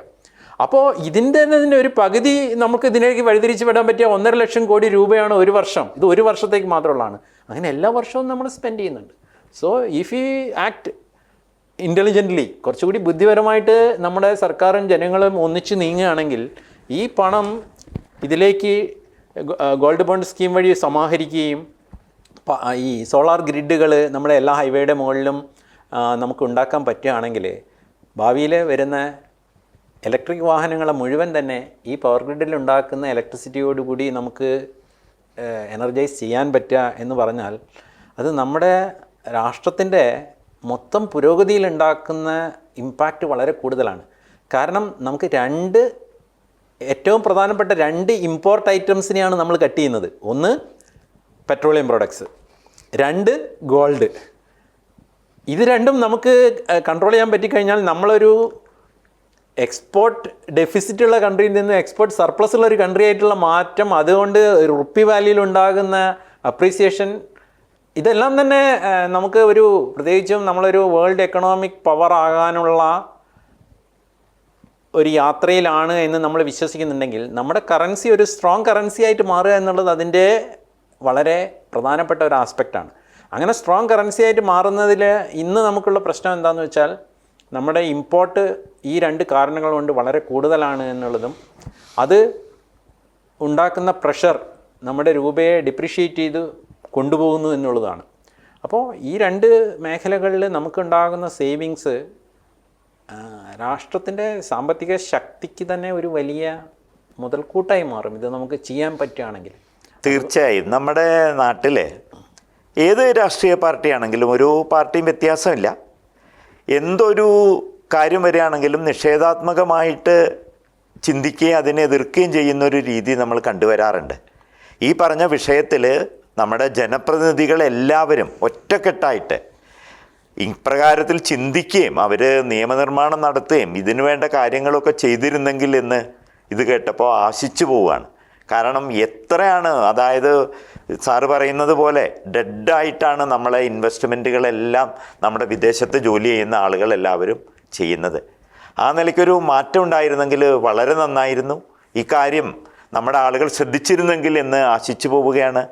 ഈ സമയത്ത് സാറിന് ഈ വിഷയം അവതരിപ്പിച്ചപ്പോൾ ഒരു ഭയപ്പെടുത്തുന്ന ഒരു കാര്യം എനിക്ക് തോന്നി. കാരണം കേരളത്തിൽ കിഴക്ക് പടിഞ്ഞാറായിട്ട് നീരൊഴുക്ക്, നമ്മൾ അതിനെ ഒരു അണ കെട്ടുന്നത് പോലെ തെക്ക് വടക്കായിട്ട് ഈ റോഡ് നിർമ്മിക്കുന്നു. ഇപ്പോൾ തന്നെ 1 മണിക്കൂർ നേരം മഴ പെയ്ത് കഴിഞ്ഞാൽ പട്ടണത്തിൽ മുഴുവൻ, പട്ടണത്തിലല്ല ഗ്രാമങ്ങളിൽ വരെ വെള്ളപ്പൊക്കമാണ്. നമ്മുടെ നാഷണൽ ഹൈവേയുടെ പണി പൂർത്തിയായി കഴിഞ്ഞാൽ ഇത് മുമ്പുണ്ടായതുപോലെ ഒരു പ്രളയം വരികയാണെങ്കിൽ കൂടുതൽ ഗൗരവമാവില്ലേ കാര്യങ്ങൾ? ആശങ്കയുണ്ട്. അതുകൊണ്ടാണ് ഞാൻ ഈ മാക്സിമം അണ്ടർപാസുകൾ എന്നുള്ളത് വീണ്ടും വീണ്ടും ഇങ്ങനെ ആവർത്തിക്കാൻ ഞാൻ പ്രേരിതനാകുന്നത്. കാരണം അങ്ങനെ ഒരു വെള്ളത്തിൻ്റെ ഒഴുക്ക് ഒരു അവസ്ഥ പ്രളയം വന്നു കഴിഞ്ഞാൽ നമ്മളെ രക്ഷിക്കുന്നത് ഈ അണ്ടർപാസുകൾ മാത്രമായിരിക്കും. കാരണം സാധാരണ കൾവർട്ടുകളിലൂടെയൊക്കെ പോകാവുന്ന വെള്ളത്തിന് ഒരു പരിധിയുണ്ട്. പരമാവധി അണ്ടർപാസുകളും ഈ ഫ്ലൈ ഓവറുകളും നമ്മൾ നിർമ്മിക്കുകയാണെങ്കിൽ ഈ വെള്ളത്തിൻ്റെ നമുക്ക് കുറേയും കൂടി നല്ല രീതിയിൽ മാനേജ് ചെയ്യാൻ പറ്റും. ഒരു ഭാഗത്ത് അണകെട്ടിയ പോലെ വെള്ളം കെട്ടി നിൽക്കുന്ന ഒരു ദുരവസ്ഥ നമ്മൾ ഇപ്പോഴേ പ്രതീക്ഷിക്കേണ്ടതാണ് എന്നുള്ളതാണ് എൻ്റെ അഭിപ്രായം. അപ്പോൾ കൂടുതൽ അണ്ടർപാസുകൾ ഉണ്ടാക്കുക, നേരത്തെ പറഞ്ഞ പോലെ വൺ വേ ആക്കുക, ഇത്തരം കാര്യങ്ങളൊക്കെ ചെയ്തു കഴിഞ്ഞാൽ ഈ പ്രളയത്തിൽ ജലമൊഴുകി പോകാൻ മാത്രമല്ല നമ്മുടെ ട്രാഫിക് ജാം സമയം അത് പ്രദേശവാസികളുടെ ദുരിതാവസ്ഥ ഏറ്റവും കുറഞ്ഞ രീതിയിലേക്ക് കൊണ്ടുവരാൻ അല്ലെങ്കിൽ അത് ഇല്ലാതാക്കാനും നമുക്ക് അതുകൊണ്ട് കഴിയും. നമ്മളിപ്പോൾ റോഡിനെ കുറിച്ചാണ് സംസാരിച്ചത്. ഇതുപോലെ റെയിൽവേയുമായി, കേരളത്തിൻ്റെ ഗതാഗതമാണല്ലോ വിഷയം, റെയിൽവേ ആയി ബന്ധപ്പെട്ട് സാറിന് എന്തെങ്കിലും നിർദ്ദേശങ്ങൾ ശ്രദ്ധിച്ചത് പറയാനുണ്ടോ? കേരളത്തിലെ റെയിൽവേ വികസനത്തെ പറ്റി പറയുകയാണെങ്കിൽ നമുക്ക് ശ്രദ്ധിക്കേണ്ട ഒരു കാര്യം എന്താണെന്ന് വെച്ചാൽ എറണാകുളത്ത് നിന്ന് തെക്കോട്ട് നമുക്ക് 2 പാരലൽ ലൈൻസ് ഉണ്ട്, അറ്റ്ലീസ്റ്റ് കൊല്ലം വരെയെങ്കിലും. അപ്പോൾ ഒരു ലൈനിൽ ഇപ്പോൾ ഒരു അപകടം പറ്റുമോ, എന്തെങ്കിലും കാരണവശാൽ വാഹനം പോസിബിൾ അല്ലെങ്കിലും നമ്മുടെ മൊത്തം ഗതാഗതത്തിന് അത് തടസ്സപ്പെടുത്താത്ത രീതിയിൽ മറ്റേ ലൈനിൽ കൂടി നമുക്ക് വണ്ടികൾ തിരിച്ചുവിടാൻ പറ്റും, അത്യാവശ്യമുള്ളതെങ്കിലും തിരിച്ചുവിടാൻ പറ്റും. അതേപോലെ ഷൊർണൂരിൽ നിന്ന് വടക്കോട്ടുള്ള ഗതാഗതത്തിന് നമുക്ക് 2 ലൈനുണ്ട്. ഷൊർണൂരിൽ നിന്ന് കോയമ്പത്തൂർ പാലക്കാട് വഴി ഒരു ലൈനുണ്ട്, ഷൊർണൂരിൽ നിന്നും കോഴിക്കോട് മംഗലാപുരം വഴി വേറൊരു ലൈനുണ്ട്. അവിടെയും നമുക്ക് ഇതേപോലെയുള്ള എന്തെങ്കിലും ഒരു പ്രശ്നം വന്നു കഴിഞ്ഞാൽ അത്യാവശ്യം വഴി തിരിച്ചു വിടാൻ പറ്റും. പക്ഷേ നമുക്ക് എറണാകുളത്തിനും ഷൊർണൂരിനും ഇടയ്ക്ക് നമുക്കൊരു വലിയ കുപ്പിക്കഴുത്താണുള്ളത്. എറണാകുളത്തിനും ഷൊർണൂരിനും ഇടയിലുള്ള പ്രശ്നം എന്താണെന്ന് വെച്ചാൽ ഇത് 2 പ്രാവശ്യം നമ്മൾ കഴിഞ്ഞ ഒരു പതിറ്റാണ്ടിനിടയിൽ അനുഭവിച്ചിട്ടുണ്ട്. ഒന്ന്, ഒരു ഗുഡ്സ് ട്രെയിൻ ഡീറെയിൽ ചെയ്തപ്പോൾ ഒരു ഗുഡ്സ് ട്രെയിൻ ഡീറെയിൽ ചെയ്യുകയും അത് മറ്റേ ട്രാക്കിലേക്ക് വീഴുകയും ചെയ്തു. അപ്പോഴെന്താ, ഈ 2 ട്രാക്കിലൂടെയും ഗതാഗതം പോസിബിളല്ല. വഴി തിരിച്ചു വിടാൻ നമുക്ക് വേറൊരു പാരലൽ ട്രാക്ക് ഷൊർണൂരിനും എറണാകുളത്തിനും ഇടയ്ക്കില്ല. രണ്ടാമത്തെ കാര്യം എന്താണെന്ന് വെച്ചാൽ 2018 പ്രളയം വന്ന സമയത്ത് ചാലക്കുടിയിലെ പാലം, ആ ഏരിയ, അതേപോലെ ഭാരതപ്പുഴയുടെ അടുത്തുള്ള കുറ്റിപ്പുറം, പട്ടാമ്പി, അവിടെ ചില സ്ഥലങ്ങളിൽ ട്രാക്ക് വെള്ളത്തിനടിയിലായത് കാരണം നമുക്ക് ഗതാഗതമേ പോസിബിൾ അല്ലാതായി. കാരണം അത് 100 കൊല്ലം മുമ്പ് ഉണ്ടാക്കിയിട്ടുള്ള പാതയാണ്. അന്ന് ഇതൊന്നും ആൻറ്റിസിപ്പേറ്റ് ചെയ്ത് അതിന് വേണ്ടത്ര ഹൈറ്റൊന്നും അവിടെ കൊടുത്തിരുന്നില്ല. അതിനിപ്പം നമുക്കിന്നൊന്നും പറയാൻ പറ്റില്ല, അത് അന്നത്തെ സിറ്റുവേഷൻ അനുസരിച്ച് ചെയ്താണ്. അപ്പോൾ പിന്നെ രണ്ടാമത്തെ ഒരു കാര്യം, കേരളത്തിലെ ഏറ്റവും കൂടുതൽ വളവുകളുള്ള ഏരിയ എന്ന് പറയുന്നതും ഈ ഷൊർണൂരിനും എറണാകുളത്തിനും ഇടയ്ക്കുള്ള ഏരിയയാണ്. കാരണം അവിടെയാണ് റെയിൽവേ ഇടനാടിലൂടെ പോകുന്നത്. തിരുവനന്തപുരം മുതൽക്ക് എറണാകുളം വരെ, പ്രത്യേകിച്ചും ആലപ്പുഴ വഴിയുള്ള ലൈൻ തീരദേശത്തൂടെയാണ്. ഏകദേശം തിരൂർ വിട്ട് കഴിഞ്ഞാൽ പിന്നെ അങ്ങ് മംഗലാപുരം വരെയും തീരദേശത്തുകൂടിയാണ്. അതുകൊണ്ട് തന്നെ ഈ പ്രദേശങ്ങളിൽ ടെറൈൻ അഡ്വാൻറ്റേജ് റെയിൽവേക്കുണ്ട്. അവിടെ വലിയ തോതിലുള്ള വളവുകൾ, കയറ്റിറക്കങ്ങളില്ല. അതുകൊണ്ട് കൂടുതൽ സ്പീഡ്, ഇപ്പം വന്ദേ ഭാരതിന് വേണ്ടിയിട്ട് നമ്മൾ സ്പീഡ് ലിമിറ്റ് ട്രാക്കിന് ബലം വെച്ചിട്ടും വളവുകൾ നിവർത്തിയും കൂട്ടുക എന്നുള്ളത് നടന്നു പോകുന്ന ഒരു പ്രവൃത്തിയാണ്. അവിടെ നമുക്ക് ഏറ്റവും വെല്ലുവിളി നേരിടുന്നത് ഷൊർണൂർ എറണാകുളം സ്ട്രെച്ചിലാണ്. അപ്പോൾ അവിടെ ഒരു ലൈന് ഇപ്പോൾ ഉള്ള റെയിലിന് തന്നെ പാരലായിട്ട് വളവ് നിവർത്തി ഉണ്ടാക്കുക എന്ന് പറഞ്ഞാൽ എഗെയിൻ ഈ ടെറൈൻ അഡ്വാൻറ്റേജ് ഇല്ലാത്ത സ്ഥലം, പ്രത്യേകിച്ചും നമുക്ക് അവിടെ ഈ കുതിരാൻ മലനിരകൾ ക്രോസ് ചെയ്യുന്ന ഒരു ഏരിയയാണ് അവിടെ വരുന്നത്, വടക്കഞ്ചേരി ഏരിയ ഒക്കെ തന്നെ വരുന്നത്. അതല്ലാതെ തന്നെ തൃശ്ശൂരിനും എറണാകുളത്തിനും ഇടയ്ക്കാണെങ്കിലും വളവുകൾ കൂടുതലാണ്. അപ്പോൾ ഒരു പാരലൽ ലൈൻ, എറണാകുളത്തിൽ നിന്നും ഒരു പാരലൽ ലൈന് ഷൊർണൂർ ലൈനിന് ഉണ്ടാവുക എന്നുള്ളത് നമ്മളെ സംബന്ധിച്ചിടത്തോളം ഒരു വലിയ പ്രയോറിറ്റിയാണ്. അത് എടപ്പള്ളിയിൽ നിന്നോ മറ്റോ ആരംഭിച്ചിട്ട് ഗുരുവായൂർ ടച്ച് ചെയ്ത്, ഇപ്പം ഗുരുവായൂരിൽ നിന്നും താനൂരേക്ക് ഓൾറെഡി ഒരു പാതയ്ക്കുള്ള നിർദ്ദേശം സർവേ നടക്കുന്നുണ്ട്. അപ്പം ഗുരുവായൂർ താനൂർ ഓൾറെഡി ഉണ്ടെങ്കിൽ ആ എടപ്പള്ളി ഗുരുവായൂർ കൂടി നമ്മൾ ലിങ്ക് ചെയ്യാൻ ഒരു പ്രയോറിറ്റി ബേസിസിൽ നമ്മൾ തീരുമാനിക്കുകയാണെങ്കിൽ, നേരത്തെ പറഞ്ഞ ഒരു ഫ്ലഡ് കൊണ്ട്, ഒരു ആക്സിഡൻറ്റ് കൊണ്ട് ഷൊർണൂർ എറണാകുളം ബോട്ടിൽ നെക്കിൽ വരാകുന്ന ഒരു കംപ്ലീറ്റ് സ്റ്റാൻഡ് സ്റ്റിൽ നമുക്ക് ഈ വഴിയിലൂടെ റെയിൽവേ ലൈൻ തിരിച്ച് വിട്ടിട്ട്, ഇപ്പം ആലപ്പുഴയും കോട്ടയം ഉള്ളതുപോലെ പാലക്കാടും മംഗലാപുരം ലൈനുകൾ 2 ഷൊർണൂരിൻ്റെ വടക്കുള്ളതുപോലെ ഇവിടെയും ഒരു ലൈൻ ഉണ്ടാവുക എന്നുള്ളത് വളരെ ഇമ്പോർട്ടൻ്റ് ആണ്. അപ്പോൾ ഗുരുവായൂർ താനൂർ ലൈൻ ഓൾറെഡി നമ്മൾ നിർമ്മിക്കാൻ ഉദ്ദേശിക്കുന്ന സ്ഥിതിക്ക് എടപ്പള്ളി ടു ഗുരുവായൂർ കൂടെ ഒരു ലൈൻ ഇതിന് പാരലായിട്ട് വരിക, ആ ഗുരുവായൂരിൽ നിന്ന് അതിനെ ഷൊർണൂരേക്കും ലിങ്ക് ചെയ്യാൻ ഉണ്ടാവുക. അതേപോലെ തന്നെ നിലമ്പൂർ ലൈൻ എത്രയും പെട്ടെന്ന് ഇവിടെ നഞ്ചങ്കോടുമായിട്ട് കണക്റ്റ് ചെയ്യുക. അത് വേറൊരു മൂന്നാമതൊരു ഔട്ട്ഫിറ്റ് കിട്ടും. പ്രത്യേകിച്ചും ഇത്രയധികം ലക്ഷക്കണക്കിന് മലയാളികളുള്ള ഒരു സ്ഥലമാണ് ബാംഗ്ലൂർ. അവിടത്തേക്ക് ഇനിയും ഡയറക്റ്റായിട്ടുള്ളൊരു റെയിൽവേ ലൈൻ ഇല്ല എന്നുള്ളത്. അപ്പം ഈ 2-3 കാര്യങ്ങൾ നമ്മളെ പ്രയോറിറ്റി ആയിട്ട് വരേണ്ടതാണ്. പ്രത്യേകിച്ചും നമ്മളൊരു കാര്യം കൂടി ശ്രദ്ധിക്കണം. വിഴിഞ്ഞം ഒരു അന്താരാഷ്ട്ര തുറമുഖമായിട്ട് ഇന്ത്യയിലെ ഏറ്റവും പ്രധാനപ്പെട്ട ഒരു മദർ പോർട്ടായിട്ട് വരികയാണ്. ഈ മദർ പോർട്ടായിട്ട് വരുന്ന സന്ദർഭത്തിൽ അവിടെ നിന്നും റെയിൽ മാർഗം ചരക്കുകൾ നമുക്ക് തമിഴ്നാട്ടിലേക്കും കർണാടക വഴി നോർത്ത് ഇന്ത്യയിലേക്കും ആന്ധ്രയിലേക്കും ഒക്കെ തന്നെ അയക്കാനുള്ള ഒരു സൗകര്യം ഇപ്പോൾ തന്നെ 110 മുതൽ 130% വരെ ട്രാഫിക് ഓവർലോഡുള്ള റെയിൽവേ ലൈനിന് അത് എത്രത്തോളം താങ്ങാൻ പറ്റുമെന്നുള്ളൊരു വിഷയമുണ്ട്. ആലപ്പുഴ ലൈൻ ഇരട്ടിക്കുക എന്നുള്ളത് ഒരു മാർഗമാണ്. പക്ഷേ അവിടെ അപ്പോഴും ഷൊർണൂർ എറണാകുളം എന്നുള്ളത് വീണ്ടും ഒരു ചാലഞ്ചായിട്ട് വരും. അപ്പോൾ ഈ ഒരു എടപ്പള്ളി ഗുരുവായൂർ ലൈൻ വരിക, അതിനെ താനൂരുമായിട്ടുള്ള ബന്ധിപ്പിക്കൽ എത്രയും പെട്ടെന്ന് കൊണ്ടുവരിക. ഗുരുവായൂരിൽ നിന്നും പട്ടാമ്പിക്കോ അല്ലെങ്കിൽ ഷൊർണൂരിലേക്കുള്ള ഒരു ലിങ്ക് ലൈൻ കൂടി വരികയാണെങ്കിൽ ഈ എറണാകുളം ഷൊർണൂർ ലൈൻ ഒരു പാരലൽ ലൈൻ കൂടി വരും. അത് നേരത്തെ പറഞ്ഞ പ്രശ്നങ്ങൾക്കും വിഴിഞ്ഞം മുന്നിൽ നിർത്തിക്കൊണ്ട് നമുക്ക് ഭാവിയിലുണ്ടാകുന്ന വർദ്ധിച്ച ചരക്ക് നീക്കത്തിനും, പിന്നെ ഒന്ന് ഇനി ഭാവിയിൽ വരുന്ന സൂപ്പർ സ്പീഡ് ട്രെയിൻസിന് ഇപ്പം ഏറ്റവും വെല്ലുവിളിയുള്ളത് ഈ സ്ട്രെച്ചിലാണ്. തിരൂർ മുതൽക്ക് വടക്കോട്ടും എറണാകുളം മുതൽക്ക് തെക്കോട്ടും സ്പീഡ് ഉയർത്തുന്നതിൽ വലിയ ചാലഞ്ചില്ല. ഏറ്റവും വലിയ ചാലഞ്ച് ഹൈ സ്പീഡ് ട്രെയിൻസിന് ഈ സ്ട്രെച്ചിലാണ്. അപ്പോൾ നമ്മൾ അവിടെ വീണ്ടും ഒരു പുതിയ ലൈൻ ഉണ്ടാക്കുന്നതിന് പകരം എന്തുകൊണ്ട് നമുക്ക് ഈ ലൈന് മാത്രം, ഇത് തീരപ്രദേശം കൂടി ആയതുകൊണ്ട് നമുക്ക് വലിയ വളവുകളില്ലാതെ സ്ട്രെയിറ്റ് ആയിട്ട് അത് ഉണ്ടാക്കാനുള്ള സാധ്യതയും കൂടുതലാണ്. അപ്പോൾ ആ ഒരു റെയിൽവേ ലൈനിനെ പറ്റി ചിന്തിക്കുക എന്നുള്ളത് നമ്മളെ സംബന്ധിച്ചിടത്തോളം ഈ 2-3 കാരണങ്ങൾ കൊണ്ട് വളരെ പ്രധാനപ്പെട്ടതാണ്. നമ്മൾ കേരളത്തിലെ ഗതാഗത പ്രശ്നങ്ങൾ ആണ് സംസാരിച്ചത്. നമുക്കിത് അവസാനിപ്പിക്കുന്നതിന് മുമ്പ് ഞാൻ ഒരു ചോദ്യം കൂടി ചോദിക്കാൻ ആഗ്രഹിക്കുന്നുണ്ട്.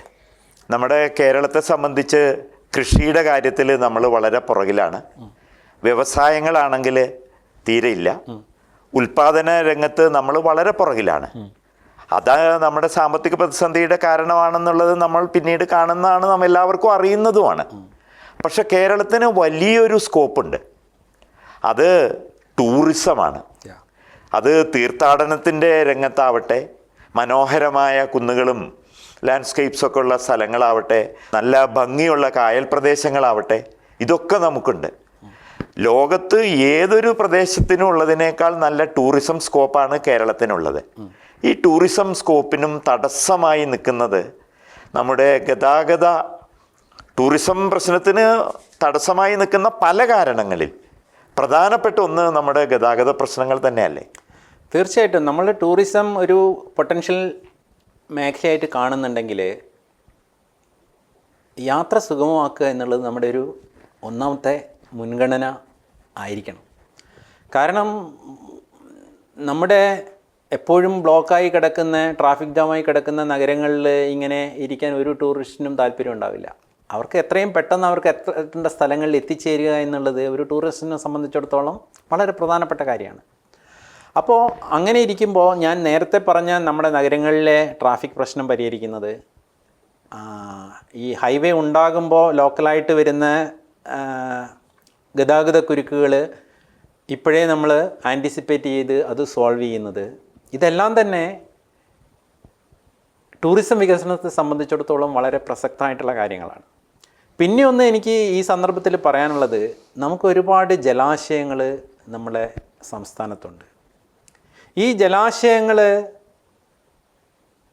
തെക്ക് വടക്ക് ബന്ധിപ്പിച്ചുകൊണ്ട് ഒരു ജലപാതയെപ്പറ്റി നമ്മൾ സ്വാതന്ത്ര്യം കിട്ടിയ കാലം മുതൽക്കേ പറയുന്നുണ്ട്. അത് മുന്നോട്ട് നീങ്ങുന്നില്ല എന്നുള്ളത് ഒരു വസ്തുത. അതത്രയും പെട്ടെന്ന് നമ്മൾ പൂർത്തീകരിക്കുക എന്നുള്ളത് ഒരു കാര്യം തന്നെയാണ്. അതിന് പുറമെ നമുക്ക് മറ്റൊരു കാര്യം, ഇടക്കാലത്ത് ഉയർന്നു വന്ന ഒരു നിർദ്ദേശം, മുടങ്ങിപ്പോയൊരു നിർദ്ദേശം, അത് എത്രയും പെട്ടെന്ന് പുനരുജ്ജീവിപ്പിക്കുകയും നടപ്പാക്കുകയും ചെയ്യാവുന്നത്, പ്രത്യേകിച്ച് വലിയ മുതൽ മുടക്കൊന്നും ചെയ്യാതെ നടത്താൻ പറ്റുന്ന ഒന്നാണ് ഈ സീപ്ലെയിൻ എന്നുള്ള കോൺസെപ്റ്റ്.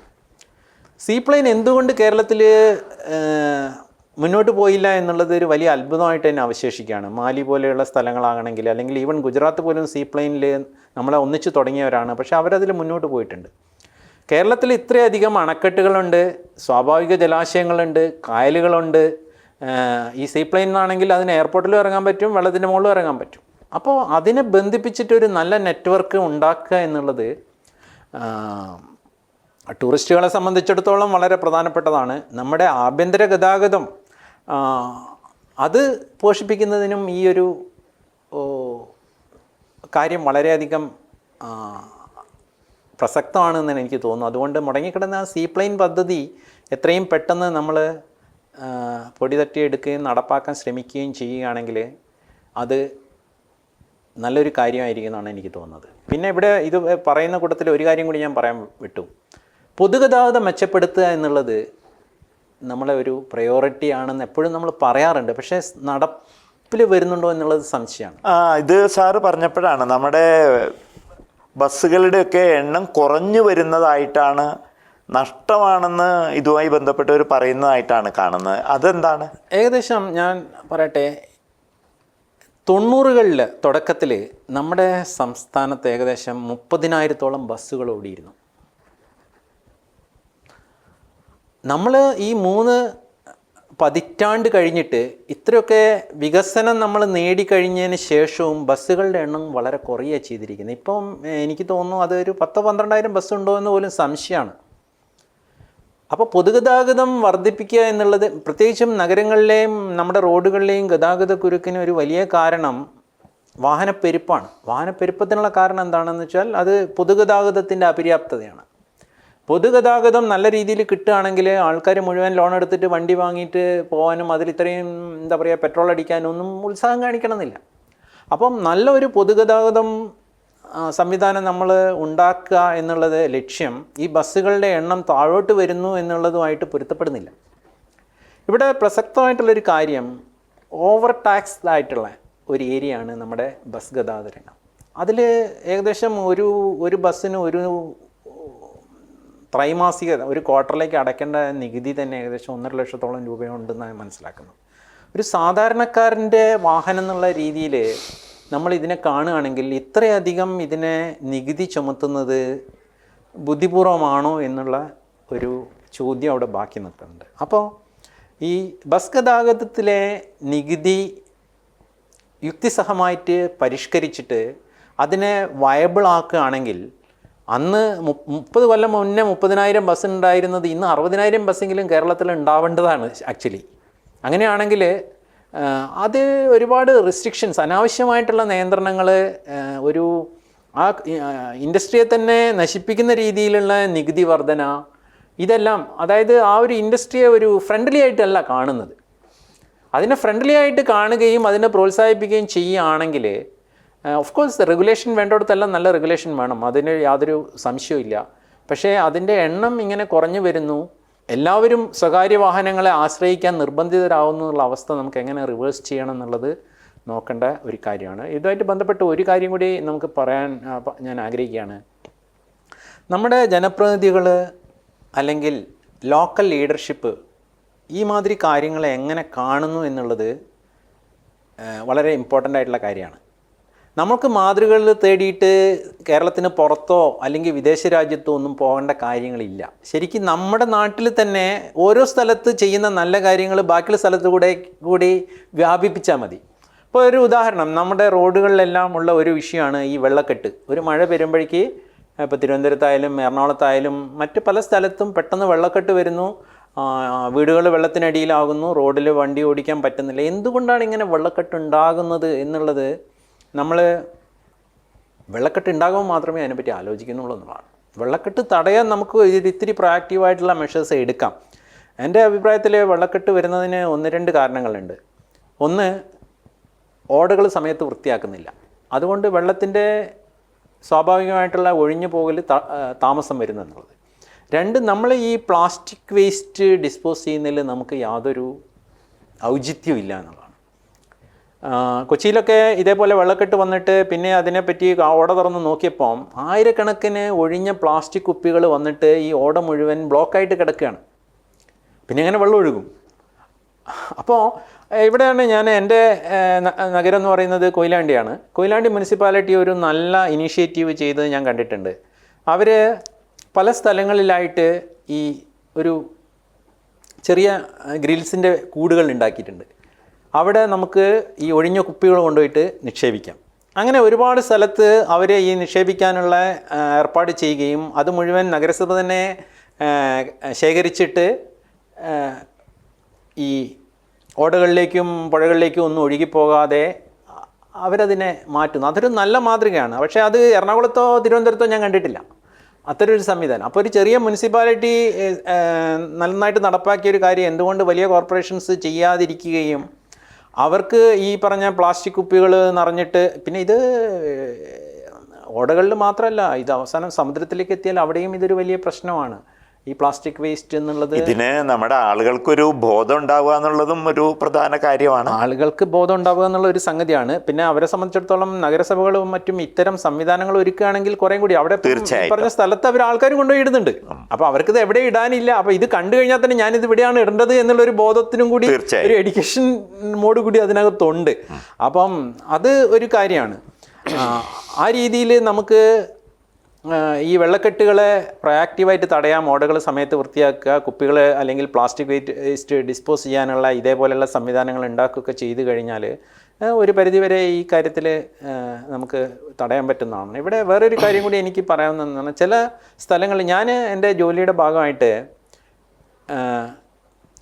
കേരളത്തിൻ്റെ വടക്കേ അറ്റം മുതൽ തെക്കേ അറ്റം വരെ പല സ്ഥലങ്ങളിലും മാറി മാറി ഇങ്ങനെ ജോലി ചെയ്തിട്ടുള്ള ഒരാളാണ്. അപ്പോൾ ഓരോ സ്ഥലത്തും ചെല്ലുമ്പോൾ അവിടെയുള്ള ആ എക്കോസിസ്റ്റത്തിൽ സംഭവിക്കുന്ന കാര്യങ്ങളെ ഞാൻ നിരീക്ഷിക്കാറുണ്ട്. അപ്പോൾ എനിക്ക് വളരെ ഇത്തരം കാര്യങ്ങളിൽ, പ്രത്യേകിച്ചും ഈ ഗതാഗതമായിട്ട് ബന്ധപ്പെട്ട കാര്യങ്ങളിൽ ഏറ്റവും അധികം ഒരു ജനപ്രതിനിധിക്ക് എങ്ങനെ അല്ലെങ്കിൽ നഗരസഭയ്ക്ക് എങ്ങനെ നേതൃത്വം അതിലെടുക്കാമെന്നും കാര്യങ്ങൾ ചെയ്യാമെന്നുള്ളതിനുള്ള ഒരു ഉദാഹരണം ഞാൻ കണ്ടിട്ടുള്ളത് തൃശ്ശൂരാണ്. തൃശ്ശൂർ നേരത്തെ അവിടെ ഒരു മേയർ ഉണ്ടായിരുന്നു, മിസ്റ്റർ രാജൻ പല്ലൻ എന്നാണ് അദ്ദേഹത്തിൻ്റെ പേര്.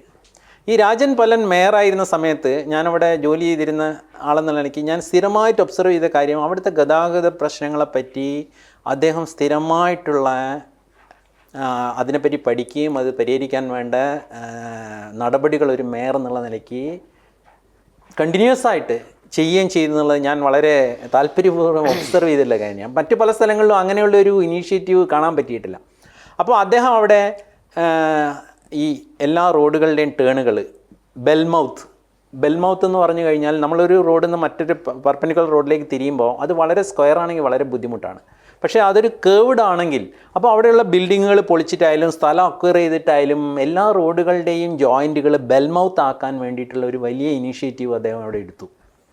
അതിന് പുറമെ അദ്ദേഹം എടുത്ത വേറൊരു ഇനീഷ്യേറ്റീവ് വളരെ ഡെയറിങ് ആയിട്ടുള്ള ഒരു കാര്യം, എല്ലാവരും അതൊന്നും നടക്കില്ല എന്ന് പറഞ്ഞ് പിന്മാറുന്നൊരു കാര്യമാണ്. അവിടെ കോർപ്പറേഷന് മുന്നിലുള്ള റോഡിൽ നിന്ന് പുതിയ ബസ് സ്റ്റാൻഡ്, ശക്തൻ ബസ് സ്റ്റാൻഡിലേക്കുള്ള ഒരു റോഡിലൊരു വലിയൊരു കുപ്പിക്കഴുത്തുണ്ടായിരുന്നു. ആ കുപ്പിക്കഴുത്തിനുള്ള കാരണം എന്താണെന്ന് വെച്ചാൽ അവിടെ ഒരു പോസ്റ്റ് ഓഫീസ് ബിൽഡിങ് റോഡിലേക്ക് പ്രൊജക്റ്റ് ചെയ്ത് നിൽക്കുന്നുണ്ട്. അദ്ദേഹം ഇനീഷ്യേറ്റ് ചെയ്ത് കേന്ദ്ര സർക്കാരിൻ്റെ ബന്ധപ്പെട്ട ഡിപ്പാർട്ട്മെൻറ്റ് വരെ പോയിട്ട് ആ പോസ്റ്റ് ഓഫീസിന് താൽക്കാലികമായിട്ട് വേറൊരു സ്ഥലത്ത് കോർപ്പറേഷൻ ഓഫീസിലോ മറ്റോ അവരുടെ ഒരു ബിൽഡിങ്ങിൽ വർക്ക് ചെയ്യാനുള്ള സൗകര്യവും പെർമനൻ്റായിട്ട് വേറെ ഒരു കെട്ടിടം ഉണ്ടാക്കാനുള്ള സ്ഥലവും കൊടുത്തിട്ട് ഈ സ്ഥലം കേന്ദ്ര ഗവൺമെൻറ്റിൽ നിന്ന് വാങ്ങി ആ കെട്ടിടം പൊളിച്ച് കളഞ്ഞിട്ട് അവിടെ റോഡ് വീതി കൂട്ടി. അത് കാരണം അവിടെ ആ ഒരു കുപ്പിക്കഴുത്ത് അദ്ദേഹത്തിന് ഒഴിവാക്കാൻ പറ്റി. പക്ഷേ ഇതേപോലെയുള്ള ഇനീഷ്യേറ്റീവ് പല സ്ഥലത്തും കാണുന്നില്ല എന്ന് മാത്രമല്ല, ഈ കെട്ടിട നിർമ്മാണത്തിനുള്ള ലൈസൻസ് കൊടുക്കുമ്പോൾ ഇവിടെ ഭാവിയിൽ റോഡ് വീതി കൂട്ടേണ്ടി വരും, അല്ലെങ്കിൽ ഇവിടെ ഒരു വെള്ളക്കെട്ട് വരാനുള്ള സാധ്യതകളുള്ള സ്ഥലമാണ്, ഇവിടെ ഇത് കൊടുത്തു കഴിഞ്ഞാൽ അത് നമുക്ക് അങ്ങനെ ഒരു ആൻറ്റിസിപ്പേഷനോട് കൂടിയിട്ട് കാര്യങ്ങൾ നടക്കുന്നത് പൊതുവെ ഇല്ല. അതും ഇത്തരം പ്രശ്നങ്ങൾക്ക് കാരണമാണ്. നമ്മളിപ്പം ഒരു മാസ്റ്റർ പ്ലാനൊക്കെ നമ്മൾ ഉണ്ടാക്കി സെറ്റ് ചെയ്ത് വെച്ചിട്ടില്ലെങ്കിലും സാമാന്യ ബുദ്ധി കൊണ്ട് അവിടെയുള്ള ജനപ്രതിനിധികൾക്കും ഉദ്യോഗസ്ഥന്മാർക്കും വ്യക്തമായിട്ടുള്ള ചില കാര്യങ്ങളുണ്ട്. എന്തുകൊണ്ടാണ് ഇവിടെ ഒരു കുരുക്ക് വരുന്നത്, ഇന്ന ഒരു ബിൽഡിംഗ് ഉണ്ട്, അത് പൊളിച്ച് അവിടെ വീതി കൂട്ടാനുള്ള നടപടിക്രമം, അതൊന്നും നടക്കില്ല എന്നുള്ള ഒരു ഇതാണ് പൊതുവെ കാണുന്നത്. അതേസമയം ഇദ്ദേഹം ഇവിടെ വേറൊരു കാര്യം ശ്രദ്ധിക്കേണ്ടതെന്ന് വെച്ചാൽ, ഇദ്ദേഹം ഒരു കോൺഗ്രസ് മേയറായിരുന്നു. BJP അവിടെ കേന്ദ്ര ഗവൺമെൻറ്റിൽ ഇരിക്കുമ്പോഴാണ് അദ്ദേഹം ഇനീഷ്യേറ്റീവ് എടുത്ത് പോയിട്ട് അവിടെ അത് നടക്കുമെന്ന് അദ്ദേഹത്തിന് വിശ്വാസമൊന്നും അദ്ദേഹം നടത്തി.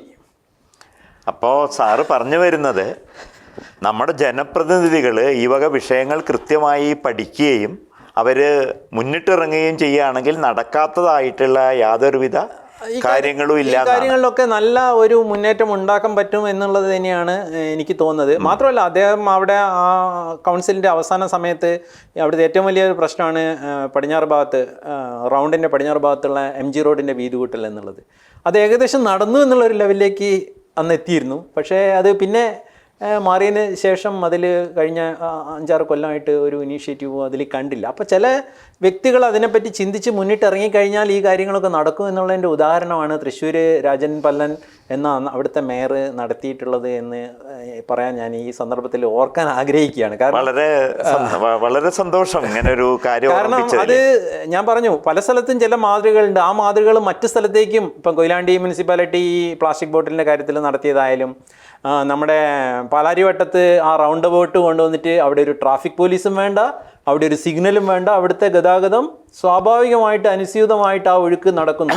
അപ്പം ഇങ്ങനെ നമുക്ക് ഓരോ സ്ഥലത്തും ഓരോ മാതൃകകളുണ്ട്. ആ മാതൃകകൾ നമ്മൾ മറ്റുള്ള സ്ഥലങ്ങളിലേക്കും വ്യാപിപ്പിക്കാൻ കഴിയുകയാണെങ്കിൽ തന്നെ കുറേ കാര്യങ്ങൾ നമ്മൾ ഈ കെട്ടിട നിർമ്മാണ പെർമിറ്റ് കൊടുക്കുന്ന സമയത്ത് പുതിയ കാര്യങ്ങൾ ചെയ്യുന്ന കാര്യം, ഭാവിയിൽ ഇവിടെ ഒരു റിംഗ് റോഡ് വേണ്ടതാണ്, അതുകൊണ്ട് ഞാൻ ഇവിടെ ഇപ്പോഴേ ഒരു ബിൽഡിംഗ് പെർമിറ്റ് കൊടുത്താൽ നാളെ ഒന്നും എനിക്ക് ആ റിംഗ് റോഡ് ഉണ്ടാക്കാൻ പറ്റില്ല. അങ്ങനെ റിംഗ് റോഡ് ഉണ്ടാക്കിയില്ലെങ്കിൽ അത് ആൻറ്റിസിപ്പേറ്റ് ചെയ്ത് വെച്ചാൽ, അല്ലെങ്കിൽ നാളെ ആ കെട്ടിടം പൊളിക്കാൻ പറ്റില്ല, അതുകൊണ്ട് അവിടെ റിംഗ് റോഡ് നടക്കില്ല, ടെക്നിക്കലി തന്നെ അത് വയബിൾ അല്ലാത്തൊരവസ്ഥ വരും. അപ്പോൾ അത്തരം കാര്യങ്ങൾ നമ്മൾ ആൻറ്റിസിപ്പേറ്റ് ചെയ്യുകയാണെങ്കിൽ അതും നമ്മുടെ നഗരാസൂത്രണം ഈ ഗതാഗത പ്രശ്നം പരിഹരിക്കുന്ന കാര്യത്തിൽ ഒരു നല്ല ഫലം ഉണ്ടാക്കുന്നതാണ് എനിക്ക് തോന്നുന്നത്. നമ്മളിന്ന് കേരളത്തിൻ്റെ വികസന പ്രശ്നങ്ങളിലേക്ക് വരുന്നതിന് മുമ്പ് ഗതാഗത പ്രശ്നങ്ങളുമായി ബന്ധപ്പെട്ട കുറച്ച് കാര്യങ്ങൾ നമ്മൾ സംസാരിച്ചു.